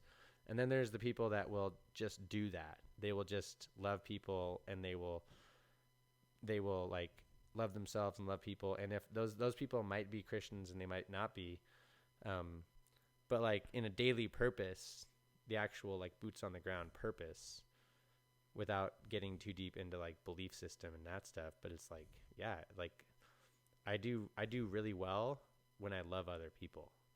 Like, and then when I understand what my role is in society, like now that I'm a dad, my role is to like, I'm here to like serve my family and get my kids healthy and make them healthy, you know, in terms of like what my actual role is. So I think like daily purpose, my ethics, virtues, and morality all have to like co-in-line with my daily purpose. And my daily purpose would be to like, you know, love others, love myself in a way so that I can love others, because a lot of other stuff is downstream from that, you know, without getting too deep into it. You know what I'm saying? It's like, yeah, it's, you know, it's kind of interesting. Yeah. So what is a leader to you? A a leader, well, I actually have some interesting thoughts on leaders. I think we're all leaders. It just depends on who we're leading and where. Okay. I think like space and time, like when you're interacting with someone, there's always an opportunity to be a leader, in the sense of like a leader would be, you know, I think we're always leading. That's what I think people just don't understand what leadership. So there's good leaders and bad leaders. But if you have anyone under you, like whether it's kids or even a friend group and not under you, that would be like aside you, there's always someone who's kind of has the opportunity to lead. But yeah, a leader would be someone that's like has vision for a group of people and has a goal in mind. And, you know, that's why it's just a leader. It's not a good leader or a bad leader. And, you know, has a responsibility and like intent to take a group somewhere, you know, whatever, physically, mentally, whatever, you know. And then good leaders and bad leaders, you know, it's like good leaders are typically have the qualities where we look at good leaders and like, oh, that's a good leader. But it's usually like integrity, you know, care for the men, all this stuff. But yeah, for me, I think a leader is just, there's opportunities to be leaders any given moment throughout the day. And it's like in a conversation, you know, at work, like, yeah, it starts small and gets bigger, leadership, you know. But yeah. Yeah, for sure. It's kind of interesting like that, huh? Because it's like, I think about that. I'm like, yeah, you even in a conversation, it's like, yeah, you have the opportunity to lead that person out of that stupid mindset when they're talking bad about someone. And you're like, dude, like, I know you're frustrated with that person, but like, if you have a problem with them, like, you should probably talk to them about it. You know, and that's a very leadership quality where it's like, you know, you were helping that person not go there in their head, you know, and maybe check them out and help them like be like, oh yeah, that's not good. I shouldn't do that. You know, or you could be like not a leader and you could be like, yeah, man, that's really stupid that he did that, you know. And you get under him and he's leading you, you know, like Yeah. Yeah. People who are toxic. yeah. No, yeah, toxic. And that's just one example of like what a leader can look like. But it's like a leader can be very small or it can be very big in the sense that, you know, you have a goal. And I guess the goal in the interpersonal relationship would be to like make sure that you're emulating behavior that would be beneficial for both people involved. Mm-hmm. You know, which is kind of an interesting way to put it, but yeah. And that's very cool. That's very cool. That's like all leaders, you know. But yeah. Yeah, heck yeah. I think we're always leading someone, including ourselves. Yeah, no, that's true. That's true. And some of the hardest some of the hardest ways to, well, I've thought about this often, what is a leader, and that was something that's always been hammered into me about what leadership is and what leadership schools are. But then again, I don't know. I have my own little definition, but then again, at the end of the day, you pretty much nailed it, what a leader is. So that's a good way to put it. In my own way, I guess. I don't know. Yeah. Well, I mean, so do you have any books that you want the audience to read? Oh, dude, so you know who David Goggins is, right? Yeah, I love David Goggins. So have you like read Can't Hurt Me and never finished? I haven't read them. I just listen to them all the time. Okay, well, no, you've been exposed to him. Oh yeah, I love David Goggins. I'm like, so David Goggins is interesting because a lot of people's opinions about him are like, you know, oh, that guy, you know, he's just one of those guys. But it's like hearing and reading his books, it's like you understand a lot more about him. And it's like everyone has that level of struggle in their life, you know, like there's a struggle in everyone's life, you know, like no matter like how much money you have or privilege, there's always something that you're struggling with as a human. Struggle is just so natural to the human existence that like to think that you're not going to struggle is like, you know, you're like not on this planet. Like struggling is normal. You're like born and it's like a struggle, you know. Mm-hmm. But Yeah, so I recently read both of those, like Can't Hurt Me and Never Finished, and I'm like, dude, I've been telling everyone, I'm like, you gotta read these or listen to them. Like, just do it. Like, I know you think you know who David Goggins is, but you should read that book, you know, because it's like it's got so many good like lessons. You know, he's got so many good lessons to be learned. And hearing his story, you're like, oh man, yeah, okay, yeah, like. I just remember the day. It's crazy because it goes back to when I first got out of the Marine. Well, I got out of the Marines and I've ended up getting divorced and living in my vehicle for a year straight, which sucked because I was paying the mortgage. And yeah, but either way, and part of it was just me like wanting that struggle too. Yeah. It's just like living in my vehicle, going to school until I graduated. Well, I mean, I eventually got into a place and that was fine, but it was mostly that mindset, how I just wanted to just be uncomfortable and leave my comfort. And then it was nuts because it was my first venture into like being homeless. Yeah. And living in my 4Runner. And I was going to school and I was like, shit, I need to go take a shower at some point. 2 weeks had passed. Yeah. And I was like, shit, where am I going to take a shower at? Well, the gym. At least there's a gym here. I'm like, all right, so I'll go to the gym. So I went to the gym. And I was like, what am I going to do first? I should probably work out first. Yeah. And it just happened to be like one of the good habits of action that I've always had in my life was just working out. Yeah. And then I pull up my phone. I go to the Joe Rogan podcast. And bam, I see David Goggins. Didn't know who this dude was. Yeah. Put it on. I start listening to him, and I go inside the little bunny track, and I'm running the little bunny track. And then before I know it, I listened to the entire podcast, and over 2 hours had happened, and I realized I just ran for 2 hours straight. Yeah. And then at that point, I'm like, I want to run 100 miles in under 24 hours, just like David Goggins. Yeah. And so that has been my life goal, is to run 100 miles. Nice. I don't know if I'll do it in under 24 hours like he can, but ever since listening to him and running that track and listening to him again and again, I just didn't quit. And I kept running. And now I'm past the marathon level. Now I run ultras. Now I'm all about, I want to run 100 miles. Nice. That's my thing, man. Yeah. And you're like homeless too, like. Yeah, I was homeless. I was running. I was freaking putting in like 12 miles a day. Yeah. Going to school and shit, man. And I run in the 5-finger shoes. Oh yeah. The one. barefoot shoes. Yeah. Yeah, and it's just I started changing the way I thought. Like, yeah. I had these barriers in my mind, and I thought, like, man, once I get out of the Marine Corps, I'm never going to fucking run again. Yeah. I'm never going to do that shit. And now I have a whole new love for it. Oh, yeah. Yeah. So. No, those books are good. I like listened to those recently.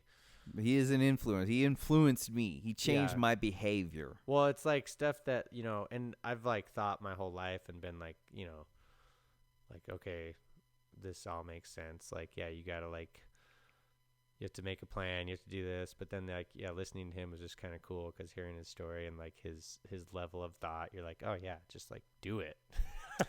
And just when I listen, take care of it. Yeah, just do it. Yeah. It's listening to him, and he resonates with me in the way he says. The way he says shit is just like a typical hard person who's in the military. Yeah, yeah. Like his little degum, like he'll say shit like that, and just the way he explains it. Yeah, it reminds me of all the leadership that I've had before me. Yeah, yeah. That have reflected as a part of me too. And I think, we're not made out of glass, man. We're designed to take a hit. Yeah, you know? Get up and just keep going. Anyway, yeah, those are good recent ones. I mean, I listened to a bunch of books in like the last year and a half, but those are pretty cool. Yeah. Dude, hell yeah. So what about and what about interests? I mean, you said you're big into elk hunting. So do you have any collections? Well, I've shot cows and bulls, but like, is that what you're talking about? No, like I mean, other than hunting, like what sort of interests do you have? Oh yeah. Well, I like fly fishing, and then I really like being at home and like making stuff happen, like gardens, some animals, making sure the home is like a nice place to like come back to, and family, take care of family. I actually really like being around my kids. Like that's like, I feel like that's a very normal thing. Yeah, but you like, should. but Yeah. but it's funny because a lot of people are like, oh, kids like make your life. You can't do that anymore with kids, and I'm like, I don't want to do that anymore with kids, dude. like, it's not the same anymore, dude. Like, yeah, I don't know, because Cora's 5 and Samuel's like 2.5, and that's like seeing them grow up is like, it's really cool, like being with them and getting energy from them and experiencing them. So it's like fly fish, workout, jiu-jitsu, elk hunting, and yeah, I like my job too. Like that interests me a lot. Like being on the helicopter, working with the medic, being partners. Like I have a lot of thought that goes into that even when I'm not at work, like thinking about stuff like, oh yeah, this is what I got to know, or this is what I got to do, or like, brainstorming about stuff. And it's like, it's kind of cool having a job that is like actually captivating, where I'm like excited. Like when I get to go to work, I'm like, yeah, I get to go to work today. Like I'm driving into work, like psyched, like, dude, I get to fly today. Yeah. Get to go do some work. That's a good thing. That's a good job. Well, I like that's it. That's a labor of love. I like it because, yeah, in the ICU, it was a lot of times you're like, oh, man, like, I got to go to work. Like, this is rough. This is going to be rough. And so far I haven't experienced that with flight. Even, like, when I was working tons of shifts and, or tons of calls and getting my butt handed to me, it's still, like, you're excited, You might be tired, but you're still psyched, like. So, yeah, I like to fly fish. Yeah. Well, you shaved your mullet off. I know, I did shave my mullet off. It was getting too hot. Well, you know what? Your mullet was being brought up in the Reddit post. Oh, really? Yeah, on the video I made for you, and because I posted all. I know. I literally just shaved it off like a few days ago. But yeah, so they're like, I love the mullet. Look at the mullet. That's the only thing they can focus on. They didn't really care about anything. That guy has a mullet. Yeah. I'm like, yes. Yep. Shit, I've noticed that. I noticed that the mullet kind of like comes and goes, and now it kind of goes from a mullet to a mohawk. And I've noticed this big resurgence of, I'm sure you've noticed it, of this sort of Viking culture. Yeah. A glorification, like romanticizing of Vikings. Yeah. As like part of like what a man is or something. Yeah. Like, yeah. So, and so I've noticed that. So I've noticed people like kind of doing that shit with their hair too. Yeah. Doing sort of the mullets or the mohawk. Kind of like thing. Long hair, like Viking style. Yeah. Mm-hmm. Yeah. I even see it. I see it all over the place. Yeah. All over the place. And I think that's just like part of the identity of the American male, searching for identity as to what a man is. Yeah. Yeah. Like a warrior. Mm-hmm. Trying to be a warrior here. Because it wasn't like a big deal until A&E came out with the show Viking, or History Channel came out with the show Vikings, like back in the like Ragnar Rothbard and all that shit. Everyone's like, that's when cool. It really took off. Yeah, it was a cool show. I'll give it that. It was a great show. But yeah, it now it's definitely infected the culture to where some people consider themselves Norgies. Yeah. Huh. That's the term, is a Norgie. That's like a Viking. Yeah, a Nordic person who believes in Nordic Scandinavian-ish like ways and virtues, which when they ramble them off, and I say, those ones were considered American virtues. Yeah. But it really is. It's like where do men see this sort of warrior culture? And they'll do it. They'll find it in samurai culture. They'll find it in anywhere. They'll even do it to the point where they'll just try to mimic American veterans in the way American veterans dress. And I didn't realize this until I got out, that men do this. Like, there's certain groups of men that seek their identity in the way that veterans dress. Huh. And so I'll see like the grunt style shirts. Oh and yeah, shit. yeah. Well, Well, usually it's like I see those and I always wonder. I'm like, I wonder what that guy served as, and like. not a grunt, because if Yeah. he was a real infantryman, he probably wouldn't be wearing that shit. Exactly. Yeah. Yeah. He wouldn't be wearing Army cross, or if he was a Marine, he wouldn't Yeah. be wearing Army cross rifles on his. Yeah. Yeah.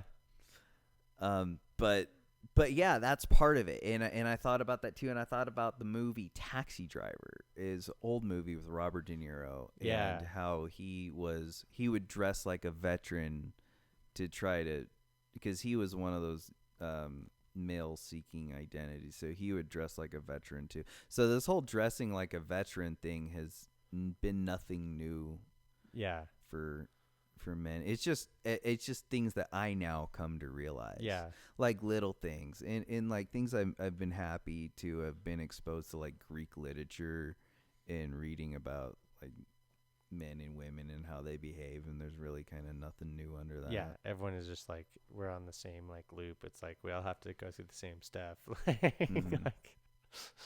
the That- same development, and we're all like exposed to the same types of stuff, just like in varying degrees, you know. Yeah, absolutely. And it comes to be a point where, and I'm sure, like, as I get older, I see things. I guess I think a lot deeper on shit. Yeah. And one of the things I think deep on is, like AI and freedom of speech, Yeah. and what people consider as racist. And like you said, these machine learning models will get biased. Like there's ones where they get racist real quick. Yeah. If they're trained on public data like that. There was one, yeah. And so I think about that, and I think about like how George Orwell talked about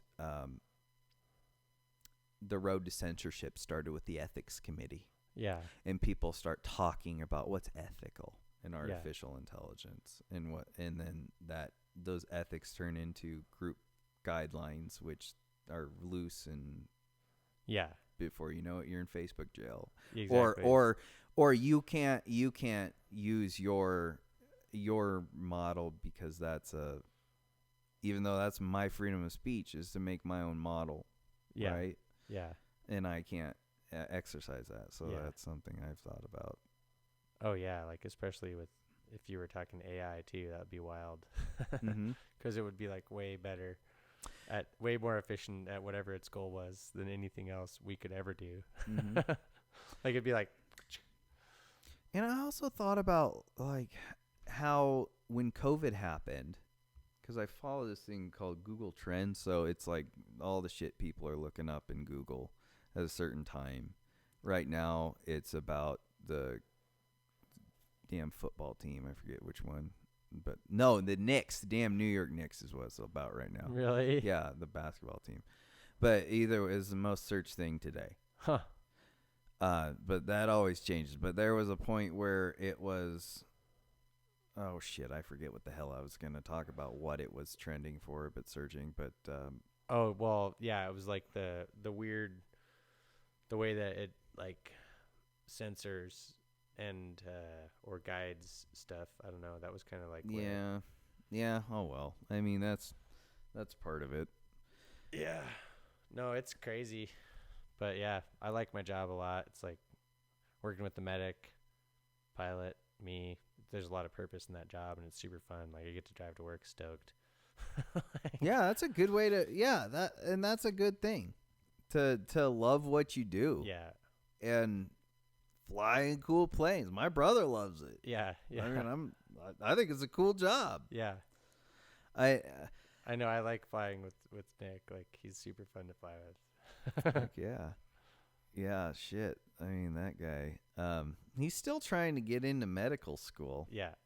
Yeah, he didn't get accepted this last time, but but it's hard. But I told him, I was like, shit, have ChatGPT write your damn letter. Yeah. Well, that's the thing. He didn't take the MCATs. That's why he didn't get accepted. Oh yeah. Because it was one of those things. It's like you should take it, But you don't have to. but you don't have to. But he didn't. Yeah. You should have.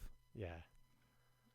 But yeah, man, he was telling me about that and the MCAT test. I don't know if you've looked at that shit. I looked at it a long time ago. Yeah.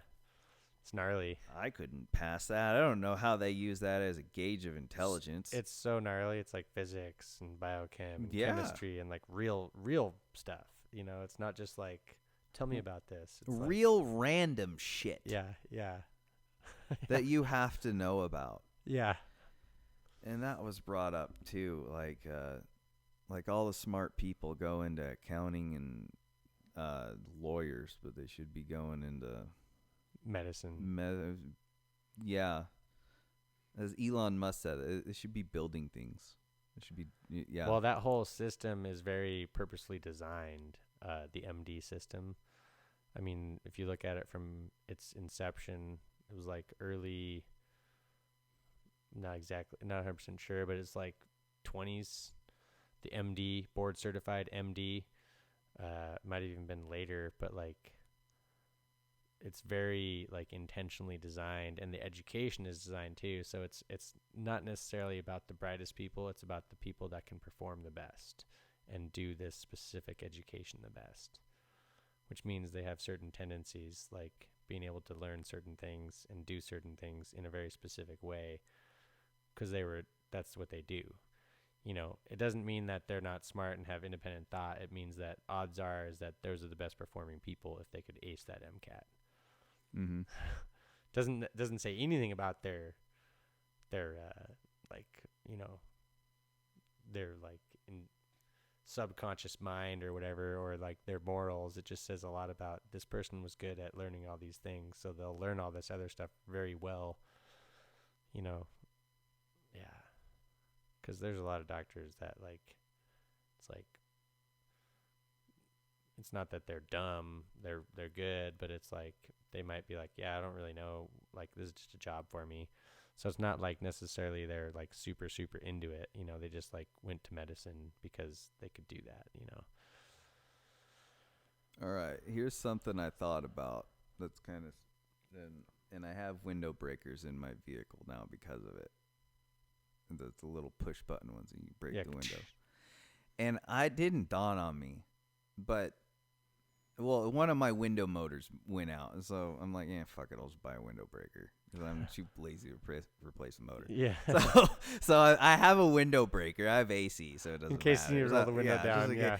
And then I thought about it. I was like, you don't have much time if you drive into water. No, you don't have very much you time. got to get out of that bitch before it flips. Because when it goes down, the air in the tires cause the car to flip. Yeah. And then you're fucked. Yeah. And I think about that shit. And I was like, shit. If you went, yeah. And then you're dealing with like massive amount of water, like boom, coming in on you, you know. Well, yeah, you would have to hope that you weren't unconscious and you were able to, from the impact of hitting the water. Yeah. And then you're able to break the your window and get the fuck out. Yeah. Get out of your seatbelt. And ideally, you're not like pinned between the steering wheel and the seat. Yeah, exactly. Yeah. Yeah, that's gnarly. I mean, it's like a drowning trauma, you know? Yeah, you don't have much time. I mean, I think it's probably better used for people breaking windows, like to open a door from the outside. Yeah.